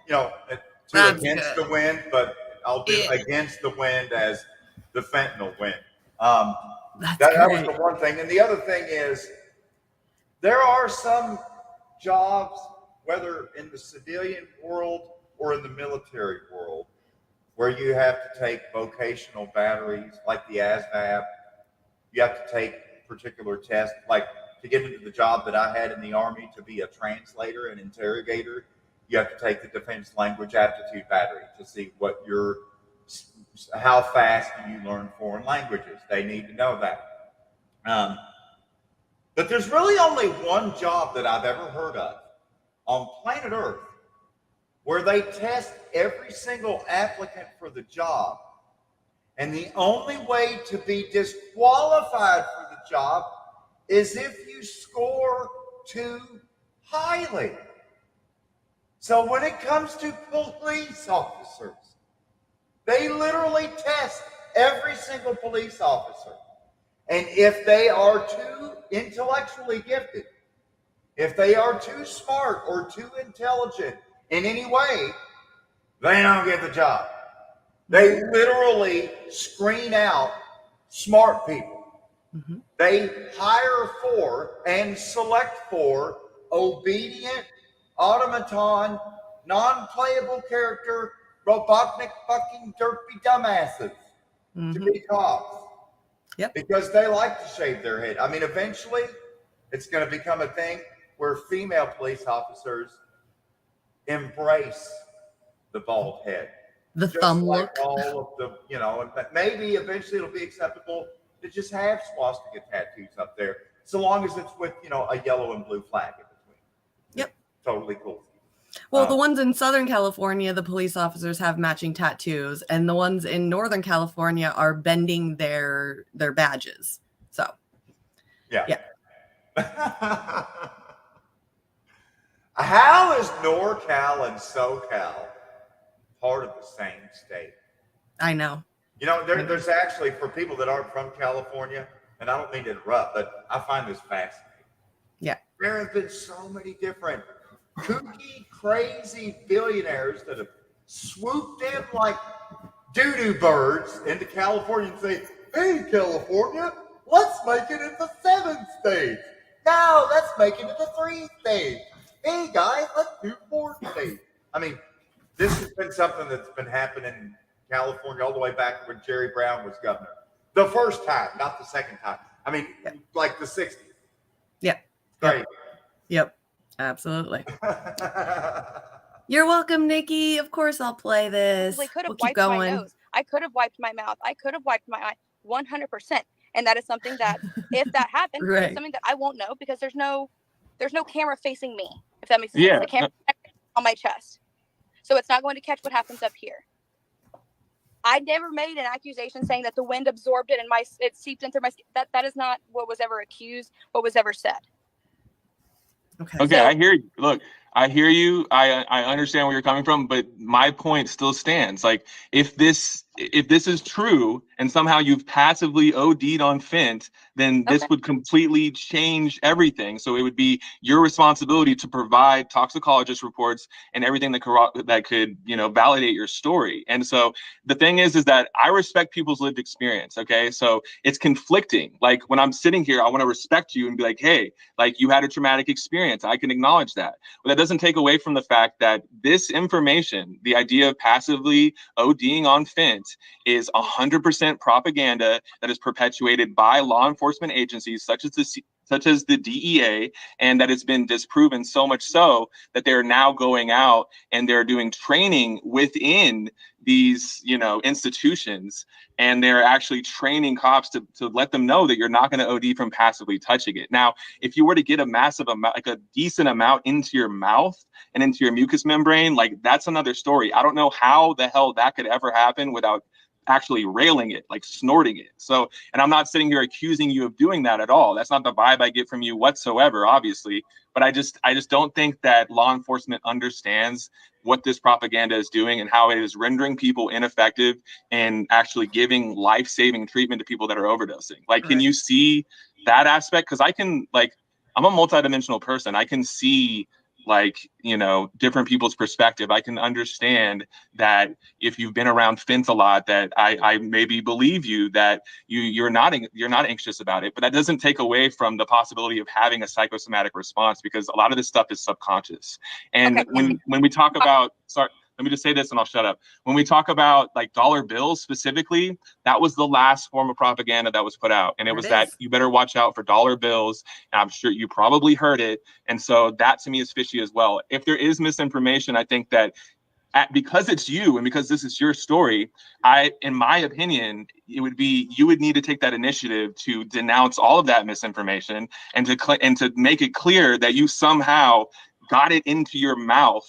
You know what I'm saying? Like, that's way different than and I know you're not Fox News, and I know, you know what I'm saying? I know how the media works, but it's just, it hurts people to spread misinformation about this. Do you see where I'm coming from at all? Because I see where you're coming from, and I understand that, if I was in your position and I saw this, I would be like, yo, what the fuck? You know what I mean? Like, I totally get that. I just don't think that people are understanding where this is coming from and why I'm defensive of those that are struggling with substances, as someone who's been in recovery for almost 10 years. Like, this is serious, you know what I mean? But I said I would shut up. Let me let you talk. So I agree with what like you're saying. If we were point doing out something to you, Jimmy, in terms of historical context, because I don't think a lot of people in the United States are ever taught about Florida history. And Florida is such an important state politically. It's literally the Hispanic capital of the country in the form of Miami. Miami is the most Hispanic. It's the only Caribbean metropolis in the United States. And it plays such a role within the culture of the entire United States. At this point, I feel obligated to just drop just a few basic facts about Florida. For example, it's the year 2022 for now. And really and truly, what we think of as Florida today has only existed for about 100 years, because you have to go back to the turn of the 1900s, when at that time, Florida was just pretty much southern Georgia. And it was just like southern Georgia. It was basically a strip of inhabited land from Jacksonville along the Georgia border over to Pensacola by Mobile Bay. the upper part of Florida, and that was characterized by plantations with the term coined during the 1820s, Florida crackers. And so one of the terms for white people is cracker. That comes from the old Florida whipper crackers, who would crack their whips on their plantations where they rode around on horseback between Jacksonville and Pensacola, Florida. That was, and because everything south of like Tampa Bay was just the Everglades. There was nothing there. Everything south and east of Jacksonville going down the Florida coastline was just hurricane trough, just sand for the hurricanes to push around. That is until John D. Rockefeller, ever heard of him? Mr. Standard Oil Company, the biggest oil tycoon that ever lived. His right-hand man at Standard Oil Company was none other than a guy named Henry M. Flagler, Flagler. Henry Flagler went down and built refineries and such for Standard Oil in Jacksonville. And that's where he began to play with railroading. And he bought a failing branch line railroad, the Jacksonville and St. Augustine Railroad. And so when he bought that railroad, he then began to lay tracks from St. Augustine, which, as you may know, is the oldest European settlement in the United States of America. St. Augustine was founded by the conquistador Ponce de Leon, looking for the fountain of eternal youth, La Fontana de Juventud. Anyways, he goes at around 1915, somewhere abouts. Flagler, Mr. Standard Oil Company #2, at St. Augustine decides to build a coastline tourist railroad right down the Atlantic seashore. And the first thing he does is plan out the Royal Poinciana Hotel, a massive resort. And he plans out a planned community called Palm Beach, Florida. At the center of Palm Beach, Florida today is a resort called Mar-a-Lago, infamous for Donald Trump fame. But this all began with Rockefeller's oil company man going down there and building a tourist railroad so that New Yorkers could go down and enjoy the beach. Most of Florida that we know today was developed by New York bankers. Yeah. That's why it has a culture totally divorced from the South, because it's a snowbird development that was developed by for those who don't know, snowbirds are Yankees that live between Boston and DC, primarily from Philly and Trenton in New York City. Okay. And they're called snowbirds because they stay up north in the New England area from, spring to fall. And then they do their winter time down in Florida because the winter's cold up there. Yep. But it's not Florida. So they're called snowbirds. Anyways, it was New Englanders who developed the entire east coast of Florida, from St. Augustine all the way down through Daytona Beach and Cocoa Beach and Cape Canaveral and Palm Beach. But Palm Beach was the original first destination for tourism in Florida. And it was actually Walt Disney who tried to recreate what Flagler did with his railroad with the Walt Disney World Resort Park outside of Orlando. And so now today, fast forward to today, if you go back to when Flagler and the other New York bankers that were the money and muscle behind Standard Oil Company, they planned out the most segregated and racist society in the entire South. For example, because they went into complete undeveloped swamp and said, okay, this is going to be Palm Beach. And this is going to be West Palm Beach on the other side of the swamp, you see. And then on this tiny little barrier island, we're going to have all these beautiful resorts like the Royal Poinciana, like Mar-a-Lago, with resort first class passengers being able to take a first class shuttle directly to the resort, and then to be waited on hand and foot by all of the servants who will be over in West Palm Beach, over at the taverns on that Banyan Avenue, all the seedy stuff going on over there. And still to this day, all of Florida is laid out like that. There's the really bougie strip, like take, you got Miami, and then you've got South Beach, right, where Johnny Versace lived, right? Again, all of Florida is a planned development by the oil companies. Same thing with Naples and Cape Coral and Sanibel Island and Fort Myers Beach, which just got torn to smithereens by that terrible hurricane Ian that hit just a few months ago. All of that was developed by Gulf Oil Corporation. Gulf and Chevron, they went in and drained all that swamp and then dug canals and planted houses. So all of this development of the Everglades has been by New York bankers and real estate developers. And now for the last 20 years, they've been trying to remediate the Everglades because it led to so much subsidence and so much of the ground sinking. And they're already at sea level. And so it's just, a lot of problems going on. They've got king tides. But what curses Florida is the deliberate planning of communities to always segregate the gated community pockets of Richistan so that you can have the stinking, filthy rich over here, and then we'll keep just the stinking and filthy over there. Yep, absolutely. They do the same thing in California too. You go drive around the Beverly Hills out there and you feel so awkward just being a regular person in a regular car. It's so weird. You're absolutely right. Because it's planned that way, Jimmy.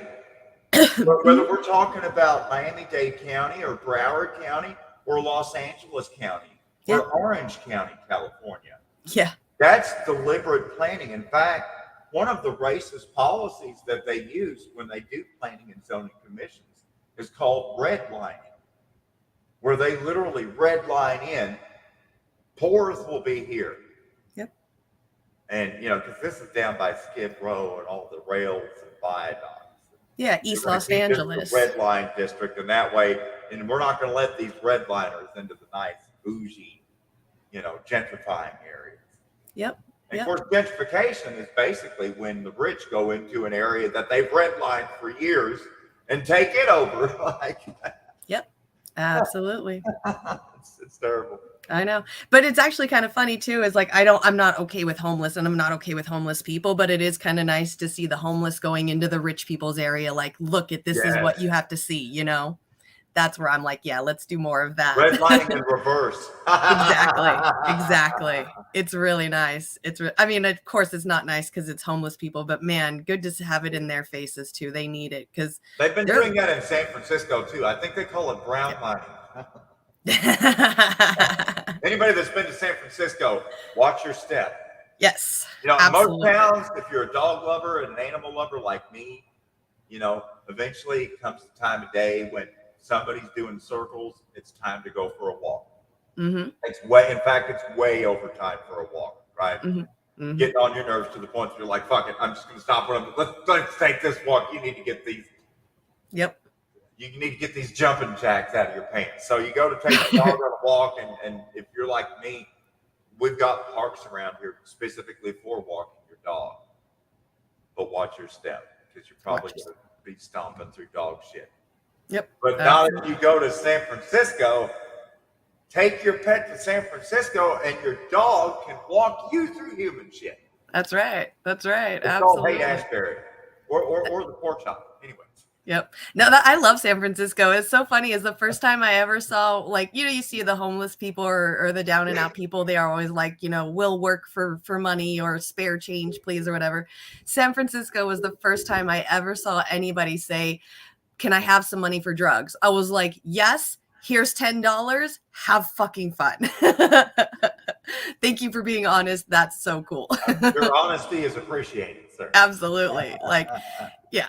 Because you always grow up as your parents are always like, oh, I'll buy them food. Like my mom used to buy the homeless, like make hot dogs and buns or something, give them food instead of give them money. But that guy's like, I don't want food. I want drugs. I'm like, you are more than welcome to have that. I see one of your chatters there, Robert Copeland, said something about they're doing major gentrification in parts of Sacramento.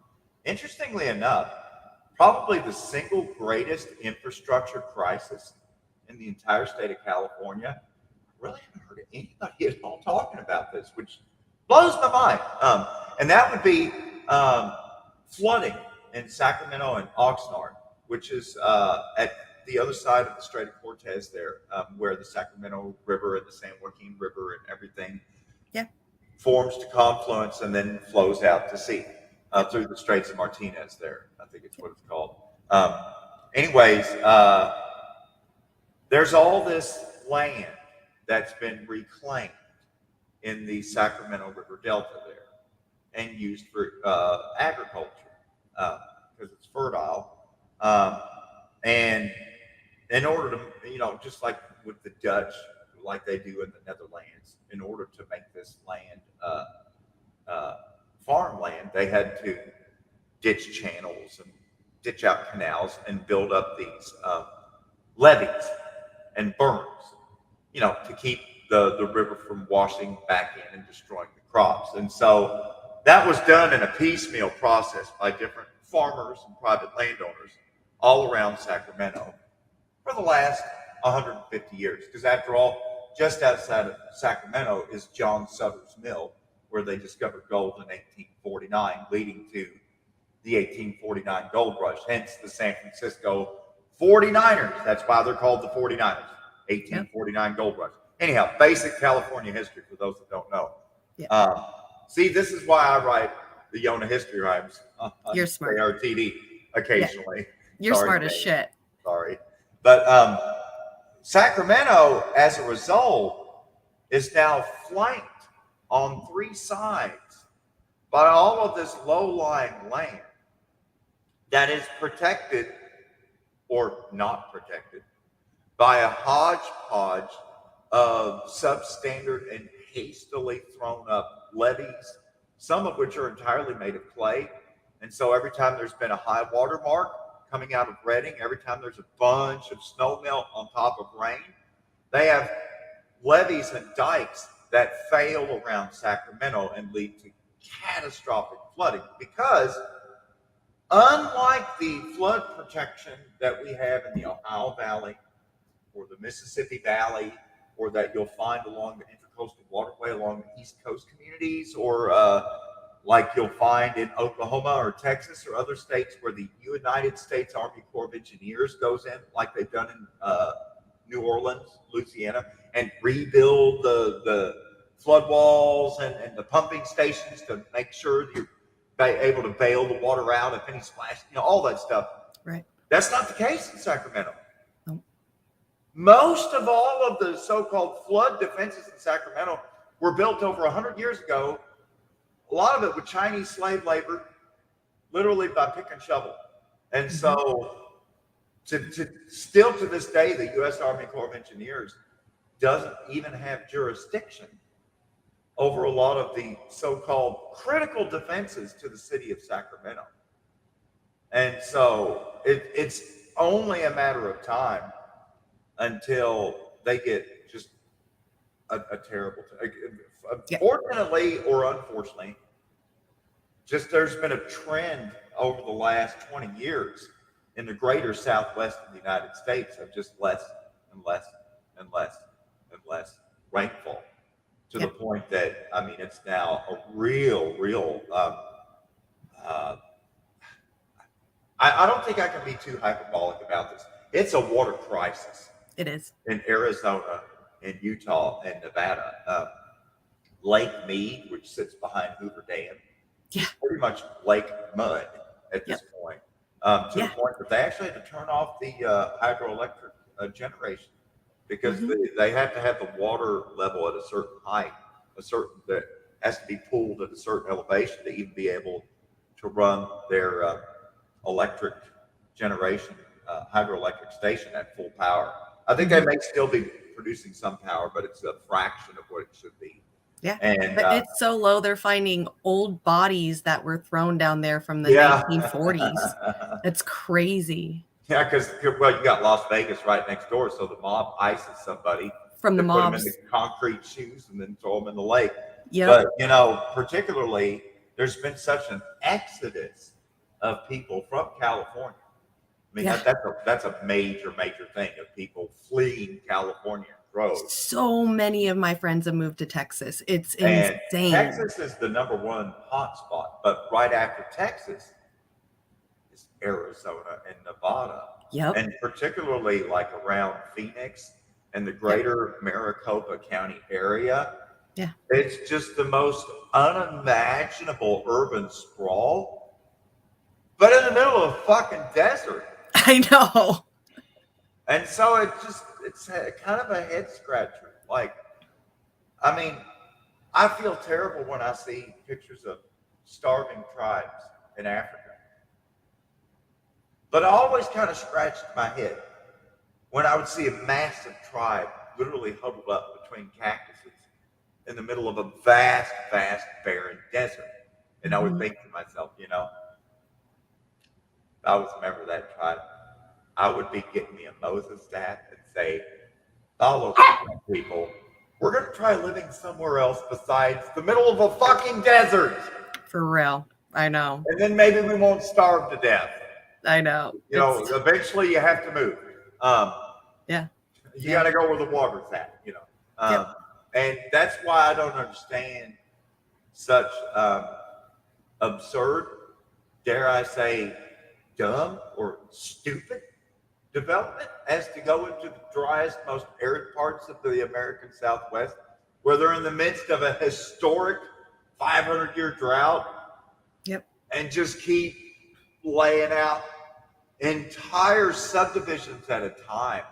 I mean, when they open up subdivisions, they've got like 200 houses built and ready to occupy. They put 4-lane roads around it. They've already zoned out for more elementary schools. I mean, it's like that game Sim City, or that game that Warren plays, which I played with him before. City Skylines? Yeah. Shout out to Warren. That's right. Playing those videos. Any of those games where you get to play like City Planner, and you get to design the roads and where the shopping going to be, where the job's going to be, where the house is going to be, Yep. And like you can literally see that in and around the Bay Area. Yeah. And it's really weird because it's like across Oakland and East Oakland, for example, and other parts of Alameda County, they've already got houses. They've already got streets. They've already got sewer. They've already got water. They've already got curb parking for abandoned, well, I shouldn't say abandoned, parked recreational vehicles on every street. Yeah. Mobile homes and RVs stuff. And you're like, why is everybody camping here? What's going on? But you're in Oakland. That's what you might want to go back across the bridge. Anyways, so it's like instead of just continuing to strip the forests and develop more of the beautiful California mountainscapes where they don't have sewage treatment plants or water lines or sewer lines yet, where they don't have all the utility connections. Why are they just abandoning entire whole ass cities around the bay to just build more urban sprawl in between Oakland and Sacramento, or in between Sacramento and Tahoe, or again, right? Because nobody wants to live in that part of Sacktown. It's out of the game. Right. It's like, yeah, but that's city. Do your city in the city. Why are you going to every rural part and building more massive residential developments where they don't have the sewer, They don't have the water. It's all 2-lane roads, so it immediately causes gridlock. You don't have hospitals. I mean, the nearest emergency room, the nearest grocery store. I mean, I may be preaching to the choir. I was just going to say, I live this. Probably hitting pretty close to home to you, but yeah, I mean, big time. We've got the same problem in West Virginia, because when you get higher up in elevation, all of a sudden the weather changes. Yeah. Ooh, I like it up here in West Virginia. The climate's all different. And now all of a sudden, and what's really led to a stampede is the newest United States National Park was just opened in West Virginia. New River Gorge National Park. And there's a whole bunch of people with money and RVs that actually drive them instead of just parking them in Oakland. And they literally have like a whole group of with cards and everything where they visited every single United States National Park. Oh, wow. And it's a big deal to tour every national park. It's like a major boomer thing on a bucket list. To hit every single national park. And so there's been like a bum rush coming into the national park with that. But then also Peter Thiel and a bunch of these other really, really rich people, Elon Musk and others, they've all been buying, Bill Gates, they've all been buying land in West Virginia.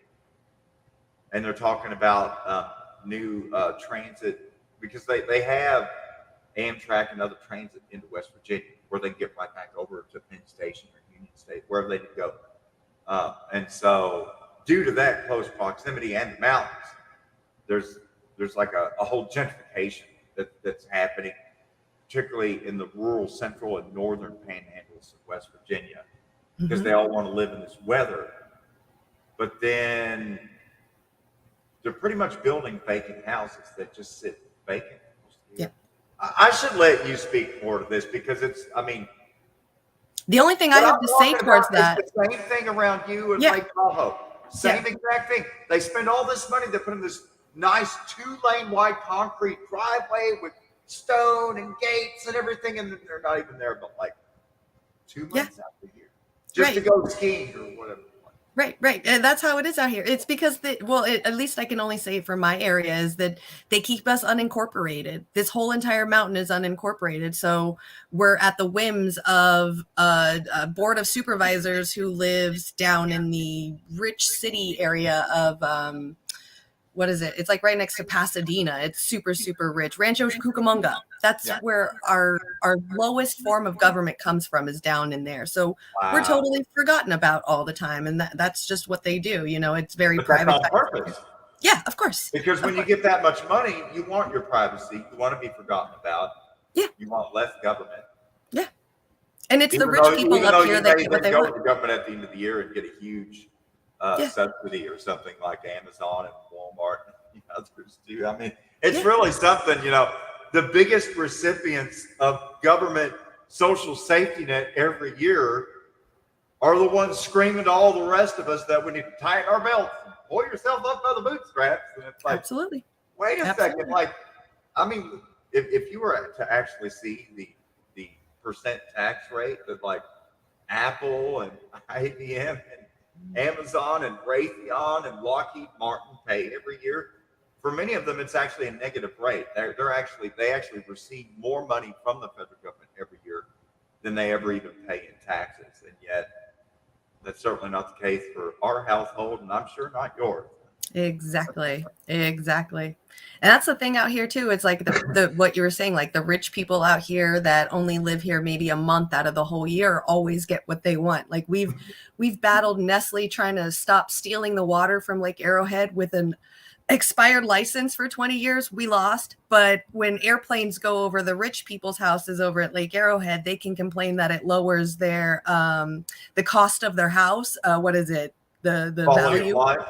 No, the value. Fair market value. The fair market value has So having an airplane, having LAX's airplanes going over their house drops the value of their home, and they ended up winning, and they moved.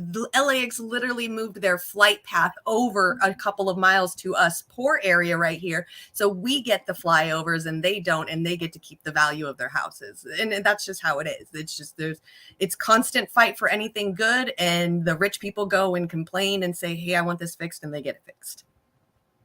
And so it's really bizarre. You've got the same dynamic in Miami-Dade County to just kick on Florida one more time.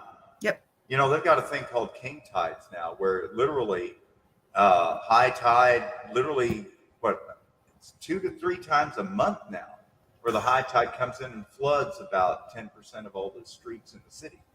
Jeez. And so the Florida Department of Transportation has been going through South Beach first, raising all the streets. And so now it's weird because you have the sidewalk and the street raised. And then now there's a second sidewalk that's in front of all the businesses that used to be at the same level as the street, but where they raised up the street 4 to 5 feet. Now, when you want to go to any business that's on either side of the street, you've got to take a stairwell down to the second sidewalk that connects all, you know what I'm saying? Because they literally raised the street. Wow. But eventually they're going to have to raise all those businesses, I guess, and jack them up to the level. I mean, that's literally what they're doing in South Beach. And yet you've got these private little islands that are right next to South Beach in downtown Miami with these palatial villas and estates that are selling for millions of dollars. Still to this day. And the rich keep going in and buying it, and there's bound to be a tipping point. I guess the next time we get a Category 5 direct hit hurricane in Miami, then and only then will they say it's bust, but then they may all come back, come back in and just do it all over again. I don't know. Yeah, the real that's what estate I thought. Ian was going to do that to him. I really thought Ian was they're the done. rebuilding everything. I mean, the real estate market makes as much sense to me as the fine art market, where people are literally bidding against each other, millions of dollars, putting up a little sticker, you know. Oh, wait, I want that Pablo Picasso. I want it. $2.5 million for that Picasso, brah. I just, the stuff, some of the things rich people do, like that and dressage. Do you know what dressage is? Dressage, where they take the cute white horses from like all the Austrian dance horses, where they'll have like an orchestra playing the Blue Danube, you know, da da da da da, yang yang yang yang, and they got people on horseback, and the horses are dancing around to the music, and doing their hooves and everything, yink yink yink yink. Like, you've never heard of that? Dressage. DRESSAGE. Dressage. Okay. Is that a form of entertainment? For rich people, it is. For rich people? For me, I just kind of... That doesn't make any sense. Because, I mean, you'll see stuff like that at like a rodeo, like a cowboy doing tricks on a horse, but no. This is something you sip a fine wine to and admire the Lippenzahler Holsteiner special Nazi breed of horses doing their special little dance to the beautiful waltz music. The horses dance to the waltz. In fact, what's the deal with that? What's the deal with that with rich people and horses? Eisenhower, who led the invasion at Normandy, right? When we retook Europe on D-Day, and he later became President Eisenhower, he led the special operation at the end of World War II to go in with an entire U.S. Army unit and save all of these special dancing horses from the Nazi private collection, and they brought them to the United States. The dressage horses. And one of them would go on to sire a horse named Rafalka, which belonged to Mitt Romney, former governor of Massachusetts. Big fan of the dressage. Mitt Romney, as he and his wife own their own dressage horse and could literally entertain themselves with their dancing horse at their own private estate. Oh my gosh. You just have to have the speakers to play the waltz. The horses have to hear the waltz music, and then they just like right. Wow. What's up the obsession with rich people and horses? Like, polo, like, is it just the symbolism, of like strength in horses is why they have this obsession with them? Do they still do that thing in downtown San Francisco where you can rent out an actual horse and buggy? Oh, yeah, they still have them in Hollywood, downtown, LA. And have the guy riding in front with the top hat and everything. While you ride in the back like you're fucking King Louis and Marie Antoinette. Yeah. Even down in Hollywood, they have that with the cage, like a circular cage around it, so you feel like Cinderella, like a princess. Yeah. It's wild. I would never, like, that's so fucking wrong. I walk by those horses and they're just, I'm like, you guys, these horses need water. Like, you guys are not giving these horses literally anything, and they're trucking people all day long. I think a couple of years ago, there were horses that were dying on the streets in California because the owners weren't taking care of them. One day I would just love to see, strange thought of mine, some warriors of the Crow Nation or the Kiowa Nation or the Lakota Nation just happen to be in California or somewhere in a downtown area, and there's all these horses that are painting and everything, and they just all just jump right up on the horse's bareback. Oh, just take off, like, You're free. Get out of there. You're free, horses. You don't have to dance to waltz music anymore. That would be so awesome. That would be amazing. I know. You're right, though. I never. A big thing here in Kentucky. Kentucky is home to probably more thoroughbred farms than anywhere else on planet Earth. And of course, we have the biggest social event every year in the state is the Kentucky Derby on the first Saturday in May, when we actually get a lot of people from California flying in because they all want to sip on mint juleps and wear their fancy derby hats, the big derby hat. Yep. Go up in the skybox and gamble all day long and get drunk. Yep. Absolutely. That's crazy too. Like you can everywhere like gambling is illegal, but horse race gambling is perfectly fine. You can horse gamble anywhere in California, but any kind of other gambling, like casino gambling, not allowed to. And the funniest thing is there are people that get totally into the horse gambling. Yeah. With all the statistics and everything. And they use a special monocle. So they keep one eye on the race, and then they got their little magnifying monocle to keep track of all the win, play, show statistics and everything. So literally, you got these people, like half the skybox looks like the Monopoly man. I'm like, this is great, man. I'm like living the F. Scott Fitzgerald moment here. It's so great Gatsby up in this bitch. You know what I'm saying? Because I've gone to the Derby many times, and my family actually got tickets in the skybox for my family working on a political campaign as a political gift. Because it was his tickets and he didn't want to go. So we went, and so that was a chance for me to see my well-to-do older sister who brought in some of her fancy friends. We all got to go to the Derby together. And the infield is where all of the rugged masses normally go to, flash booties and get drunk and run around barefoot. Bunch of Kentucky hillbillies and rednecks. But the skybox is all the out-of-towners wearing the fancy hats. So that one year I got to be in the skybox. I'll never forget all the monocles. That's cool. It's just like the board game. God damn. Hey, how many hotels do you own? Holy shit, this guy really owns hotels. Oh my fucking God. That's so cool. Like, oh, your name's Hilton. Well, yeah, of course you own a hotel. That's hot. Right. If I would have gone and they would have asked me, like, what do you own? I'll be like, my family owns sticky notes. We own the sticky notes company. My family used to own 7 states, but this Trail of Tears had it. Okay.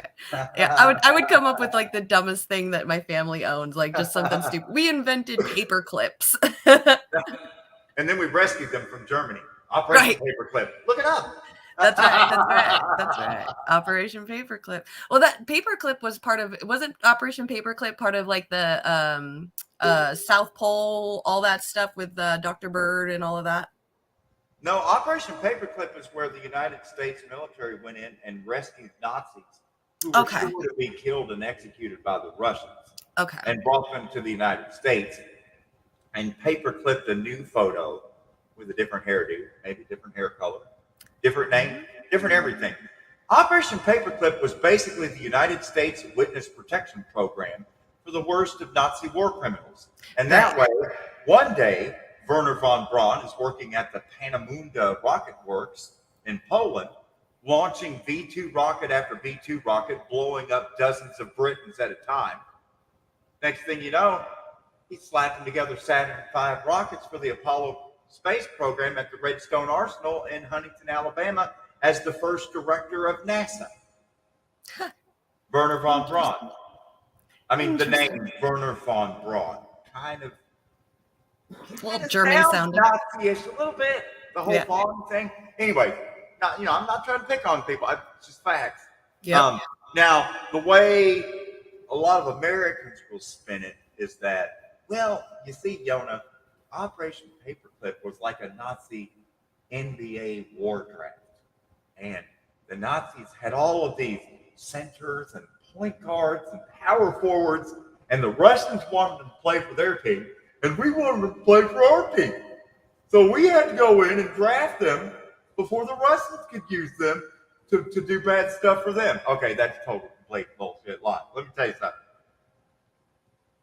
Any Nazis that the Russians captured that could count higher than the number 3 were immediately killed. Russians weren't trying to keep any Nazis alive, man. Nope. Stalingrad, Operation Barbarossa, ringing any bells? I mean, Nazis are the existential threat to the Russian nation state. And so they just couldn't kill Nazis fast enough. So make no doubt about it, Operation Paperclip was literally to save Nazi lives and bring them to the United States.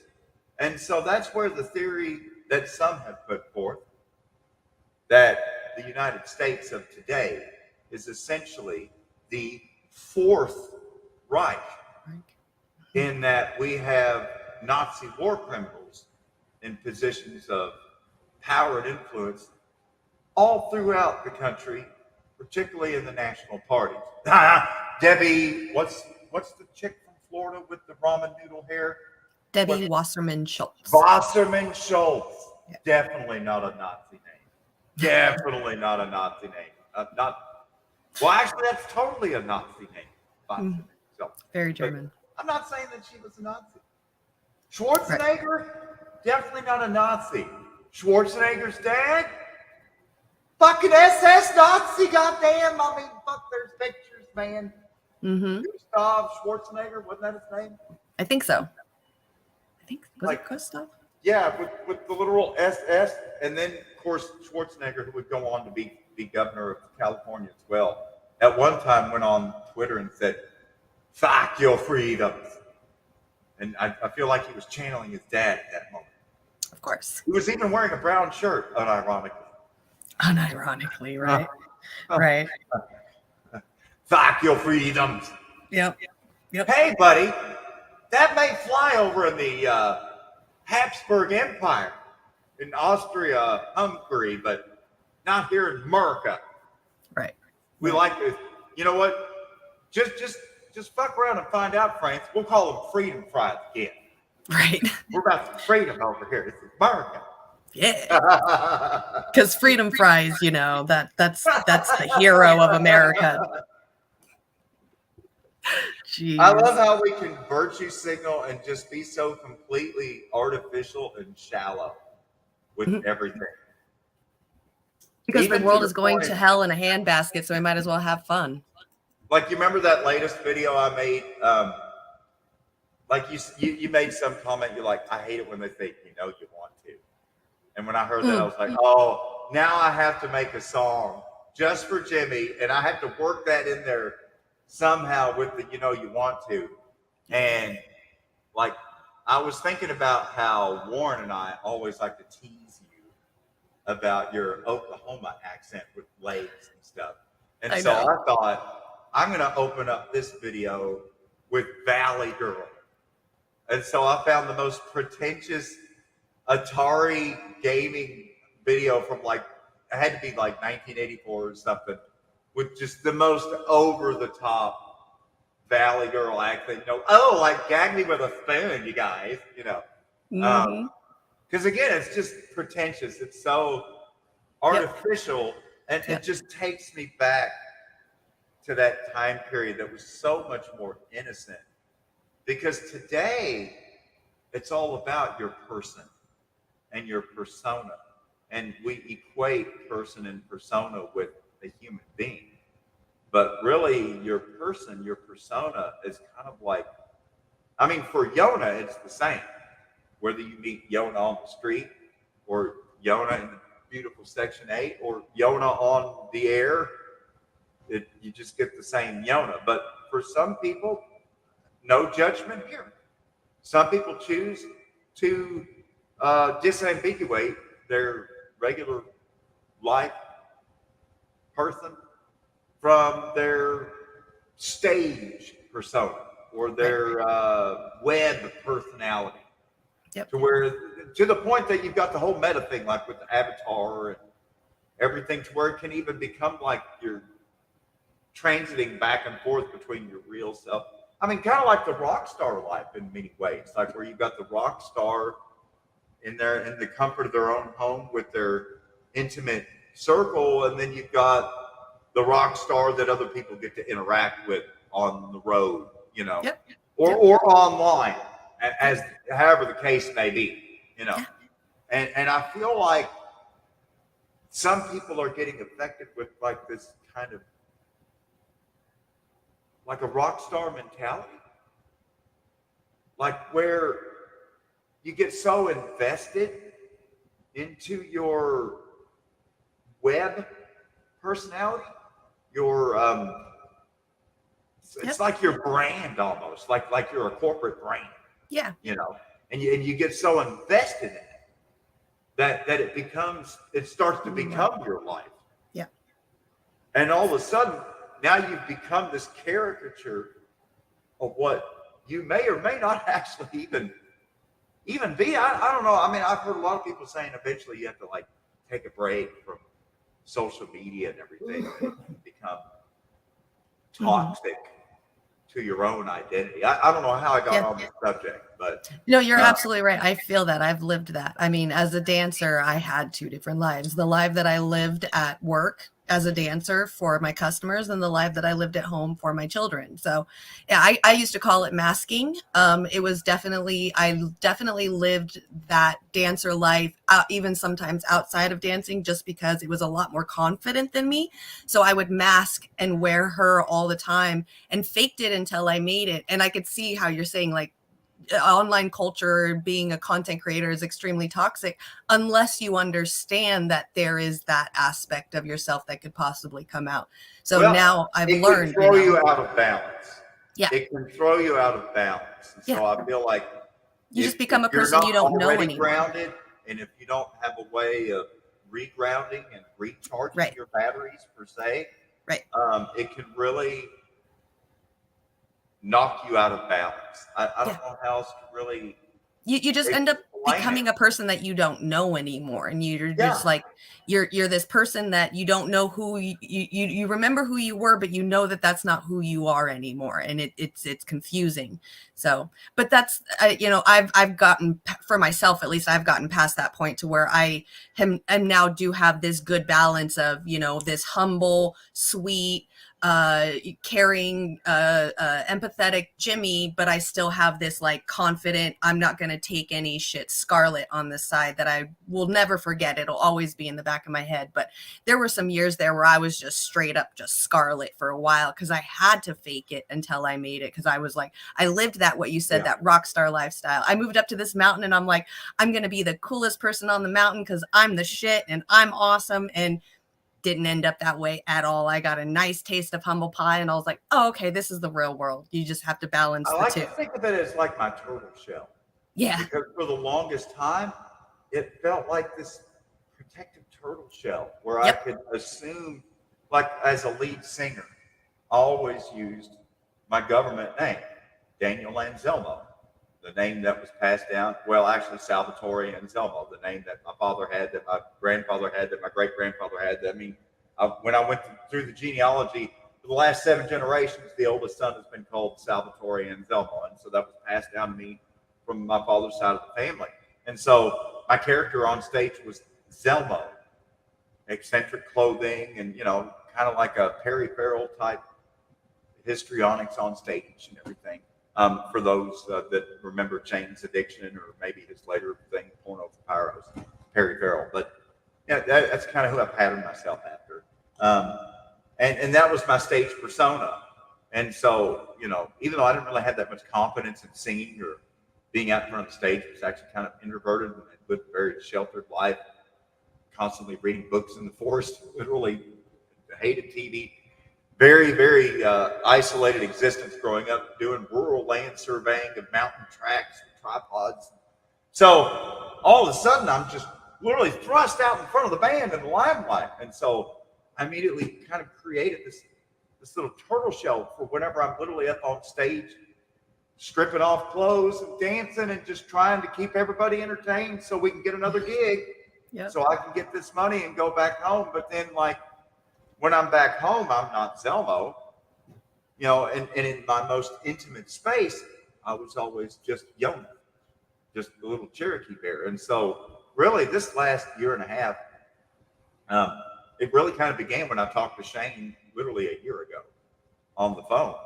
And that's when I kind of decided to step out of my cave and to literally poke my head and both of my arms and legs and my little tail completely out of the turtle shell and just be myself. Yeah. Just be Yona all the time, instead of being Zelmo and then being this and then being that and wearing all these different hats. And it's just it's liberating. It is. But it's also kind of made me, I've had to put up more boundaries as a result, because it's not all it's cracked out to be. It's not necessarily, I don't recommend necessarily using your full legal name in all of your accounts and email addresses and social media places. And, like that's the case with my Twitter page and other things, because, I've had that for forever and ever and ever and ever and ever. And, for me, I'm just trying to make it work. And it's now presented problems for me where I've had to put up more personal boundaries, because, there are ugly people out there in this world. Yeah. I don't know how else to say it. Yep. World full of people. Some are pretty, some are ugly, some are in between. Beauty is in the eye of the beholder, but I'm speaking more toward behavior and not at all about physical appearance. And so it's through that, being true to yourself, you're much more vulnerable to people. And so I totally understand. That's why I don't mean to speak about this as a negative thing, that people have these turtle shells, or that, musicians or dancers or blog personalities or other internet personalities may take on a completely different name and personality, and, don't call out my dead name, don't mention my real, that's like doxing. Yeah. Right. And for me, I'm not really doxable, because I guess I'm an old boomer in some ways, which it's just all out there. I don't really have anything to hide. I mean, dig through all my skeletons.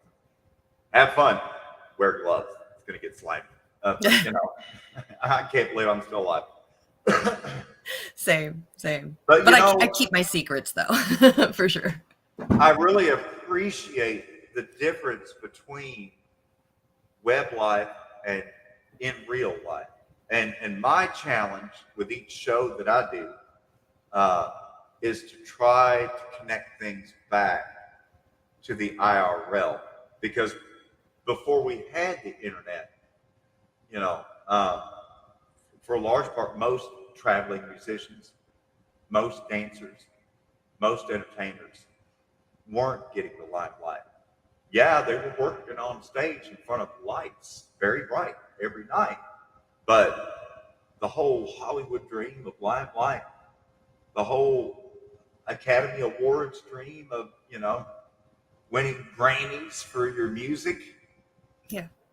How many people does that actually happen to, where you get your star on the Walk of Fame and everything? What, 1%?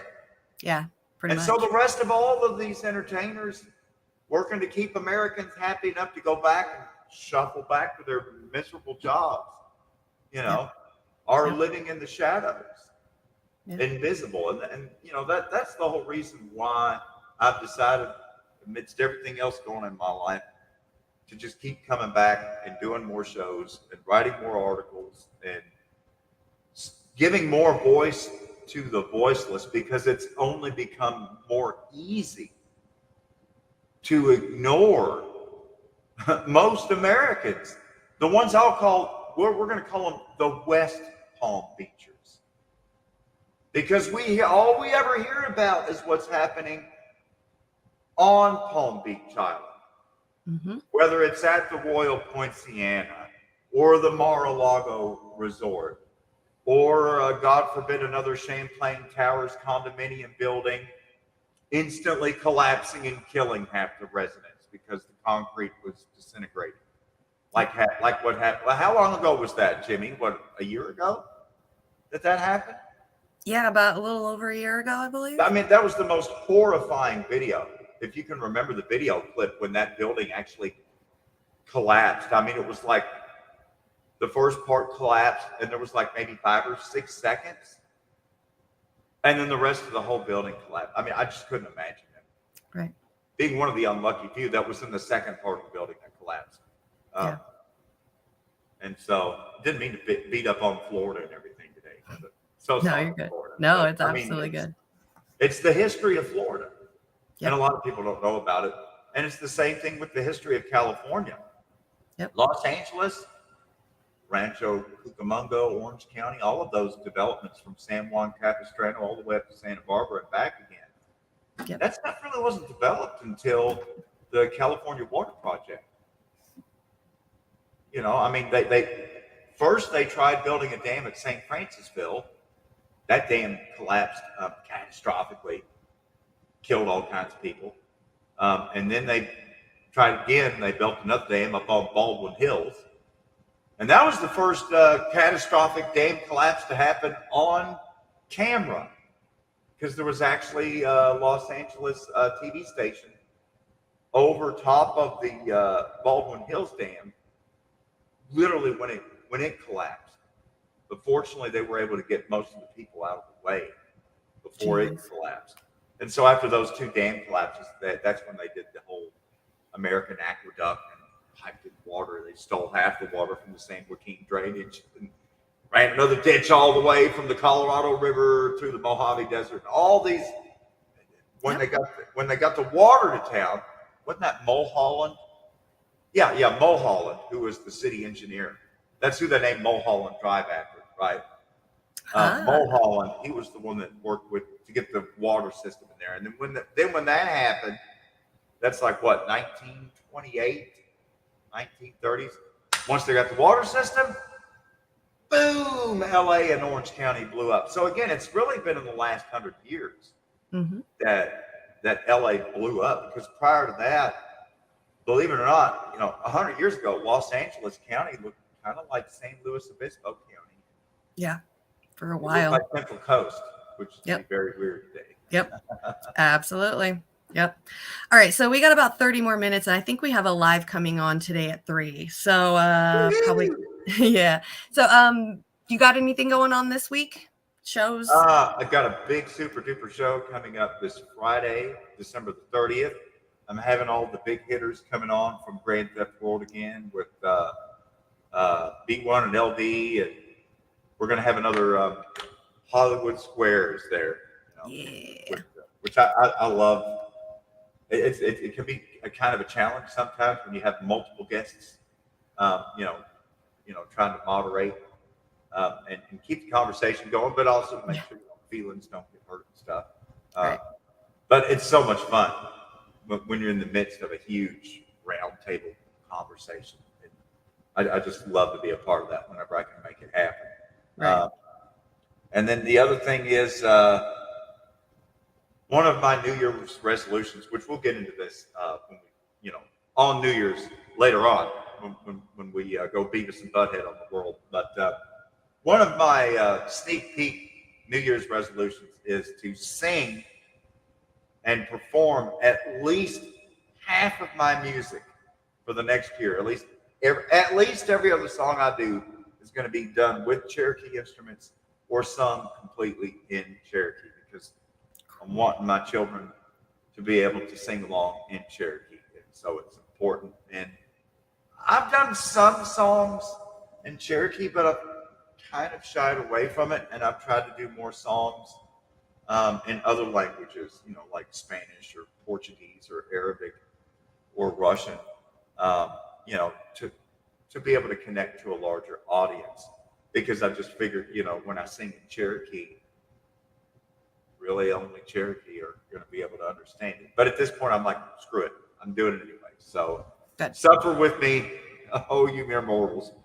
Going to be a lot more Cherokee. And so, like, for example, the last 3 songs that I put up in the last week have all been Cherokee language songs, which the last song that I made, I'm probably going to save for our special on New Year's Day, because it's literally about the passing of the year and the beginning of the new year.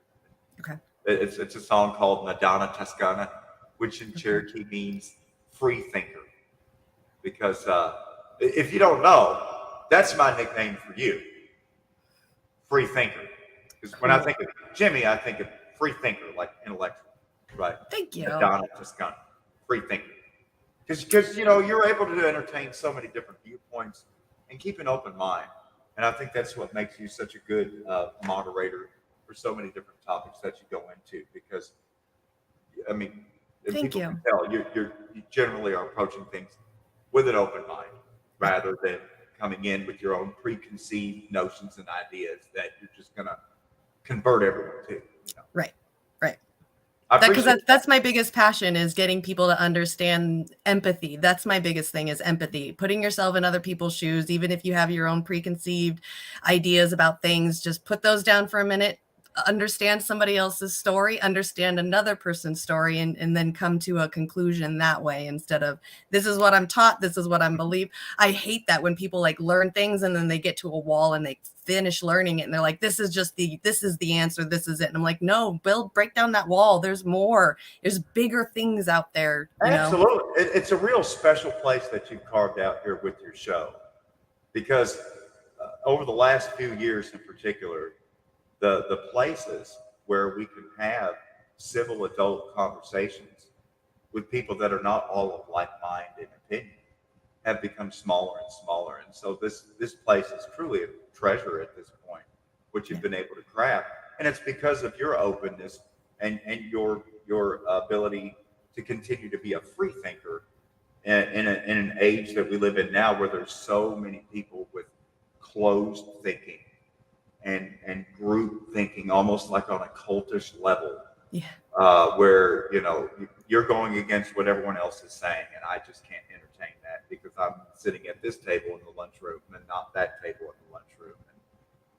And so I'm not blowing smoke up your rear end. Honestly, it is very important that we still have these spaces like Jimmy's What Show, where people from different political stripes and different opinions and different lifestyles can all come and party together and hang out and be cool and chill with each other and be friends with each other, and yet go our separate ways and go back into different circles when we're done. That's what I love about this, because I'm always trying to expand my perspective and hear more perspectives rather than to just be in an echo chamber. Same.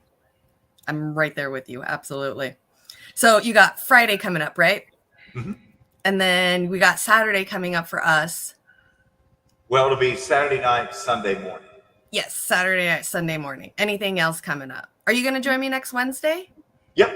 Yeah, I'm off on every Wednesday, so I can All come in for right. Wednesdays. Although sometimes when I'm watching all three kids, it'll only be for like an hour. So, Yeah. but Yeah. watching No. one kid, I can kind of keep it on the side.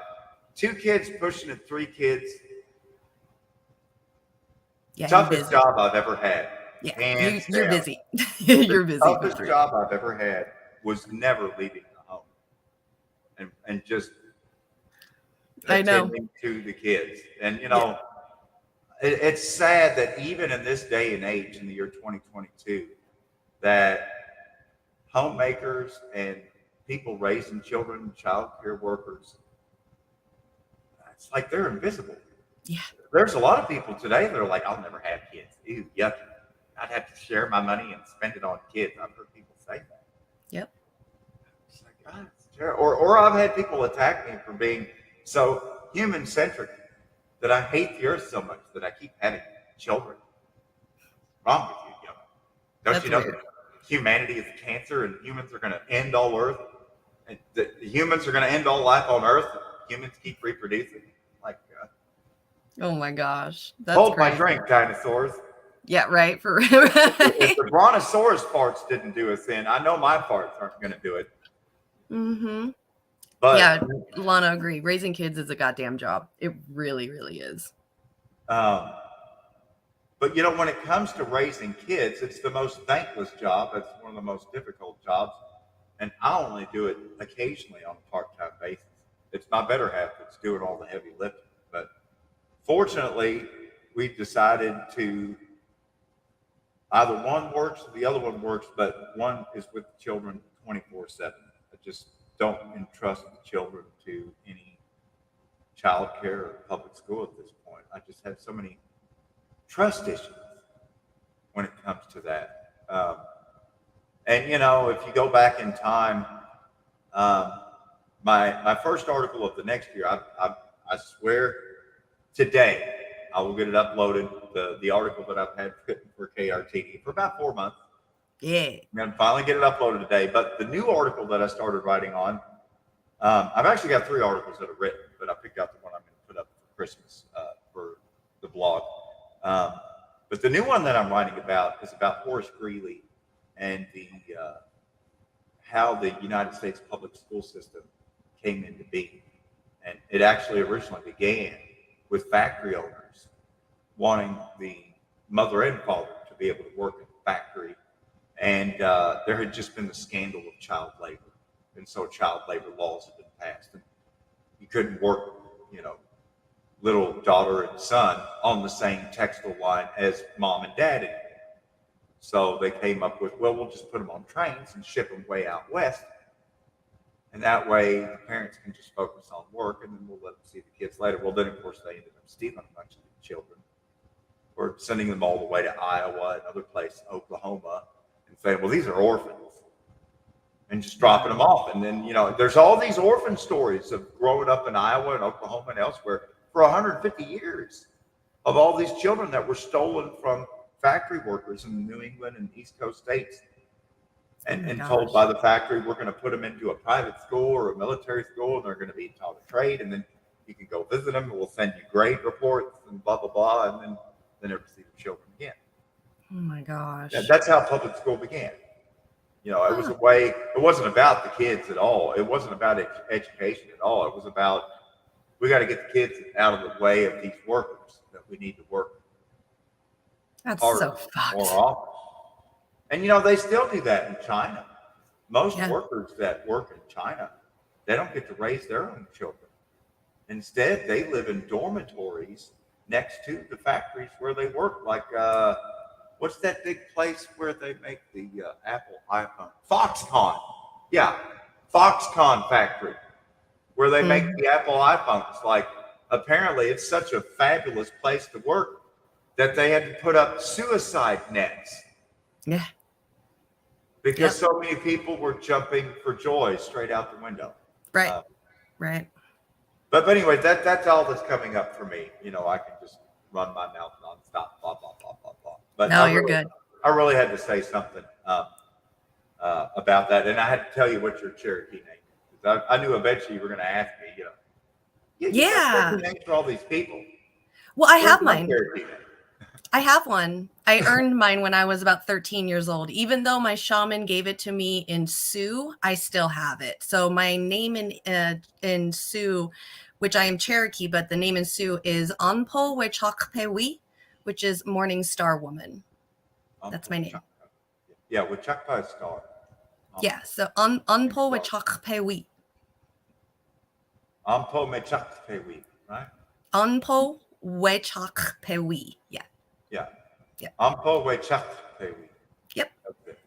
Morning Star Woman. So I have mine already. If you want to give me one, that's cool. I don't think I'm Morning Star Woman. Madonna Toscana, free thinker. Madonna Toscana. Okay. Let me write that down. I like that. It even has Madonna in it. Well, I shared the link to that song in your Twitter DM, and I have it written out with English letters, and I also have it written out in Cherokee itself. Okay. In the YouTube song title, so you'll see that Madonna Toscana. Okay. All right. But yeah, I might add that to my intro. Morning Star Woman is going to be about because you know anything that happens in the morning is the cleanest time of day. And now the morning star itself has significance as well. And so you know, I can't really interpret Lakota astrology because it's not necessarily going to mean the same thing as what we have Cherokee astrology. But you know. Yeah. My name of Madonna Toscana just comes from the fact that just your whole intellectual approach of rather than having barriers to free thinking, instead you have gates that are open to free thinking. And that's what makes you really such a stellar guest. And I mean, no offense, but if there's any shining or rising star on the KRTD network, I mean, you just look at the metrics of monetization and subscribership and interaction with the audience and just the sheer volume of views that you're collecting, particularly when you go back and do the clipping out and re-uploading. As I've learned myself, I finally did my first YouTube short the other day. The more bite-sized you make the pieces, the more views and interest that it garners. But ultimately, I really think it's your free thinking and your open attitude that is really drawing the crowd. And so, well, thank you. I started this show to help KRTD, and y'all are making me feel more special than I feel like I deserve. So, well, and look, it has. I mean, I'm not speaking for anyone else, just myself, but from my own experience and working somewhat in the shadows in this team for the last better part of a year, it's made a real difference. And to me, the whole difference is the warm welcome that people of all stripes get. You know, I don't. You're not put off to anyone, and that's not to say that anyone else is. It's a hard thing to be able to entertain a lot of different viewpoints and a lot of different ideologies and different political takes. And that's what, it really is enriching the experience at KRTD to have more diversity and to be more inclusive to different points of view. My only hesitance at the beginning from getting more involved is that I just kind of wanted to get a feel more for the things and a feel more for the team, because I didn't want to be the odd man guy. I kind of felt like I was maybe a bit too confrontational or just maybe a little bit too out there. And so I just kind of wanted to dial myself back a little bit. And I don't want to really put anyone off, because I can be a bit extreme in my, brusque. I can be brusque in my delivery, particularly with my poetry and everything. And so that's why I kind of backed away from the poetry and went more into just recording music and lyrics. But now I've got a good feel for things. And so now I'm going to jump back in because I love writing particularly poetry Me and too. short stories. So, Yep. I have a solemn promise to everyone at KRT. I'm going to get back into the writing again because Yay. I love to read. Just something about silently reading sometimes. I like my silent time to meditate too. Mm-hmm. We'll have to get you on here to read some of your poems too, because I love poetry. So that's my heart right there. Mm-hmm. Yeah, I do know that about Teresa. Mm-hmm. Yep. Yeah, we've touched bases before. Oh, yeah. Teresa. Teresa's very big on reparations for Indigenous tribes. Huge advocate for that. She's amazing. Okay, let's get out of here. I think we got 15 more minutes before the next show comes on. We got a show coming on in about 15 minutes, it looks like. Oh, wait, no, that starts at, is it 15? It might be, wait, it says 2, so in 3. So, okay, an hour and 45, or hour and 15 minutes. Sorry. It's going to be, I think we're doing, it's a new interview by Jeff Epstein, The Reality of Inflation with Fidel Kaboub. I think Amber posted that up. So that's going to be coming on live at 3. I'll probably be clipping up some things today and putting them out. Or I was thinking about streaming my gaming today. So I don't know. We'll figure it out. Cool. Yeah, we'll figure it out. I don't know what to do yet, but definitely we'll be back tomorrow morning to talk about some more stuff. Thank you all. You need 2 more hours, Les Bones. I know. There's so many things that go on. This week, it's crazy this week. But after this week, I think things will start calming down a little bit to where I can probably go back to 3 to 4 hours if I wanted to. Yes, Lana, Dr. Fidel Kaboub is amazing. He's really good at teaching MMT for the layman. For a lot of us can, bite-sized pieces that are easily swallowable. So definitely appreciate him coming on with us and talking with Jeff Epstein. I want to thank everyone for coming. Les Bones, Lana, Nikki, thank you for coming. I love you. Robert, thank you for coming. Amber, Robert, Willie Braggs, Fountainhead, Brandy.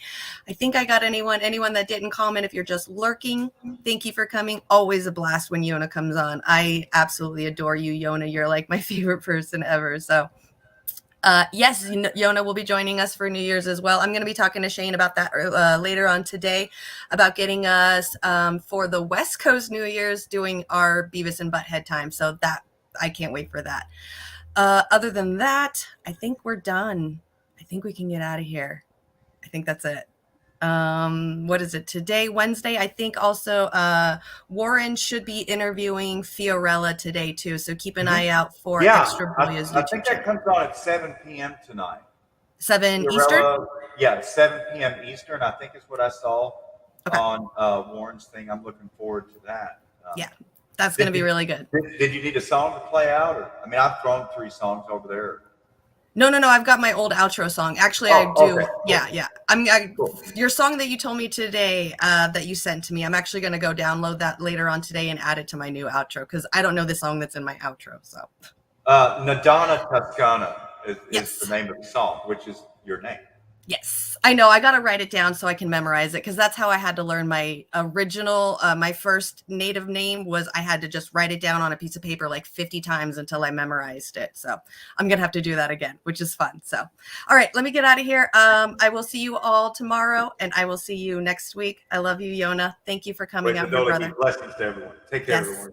Absolutely. Bye.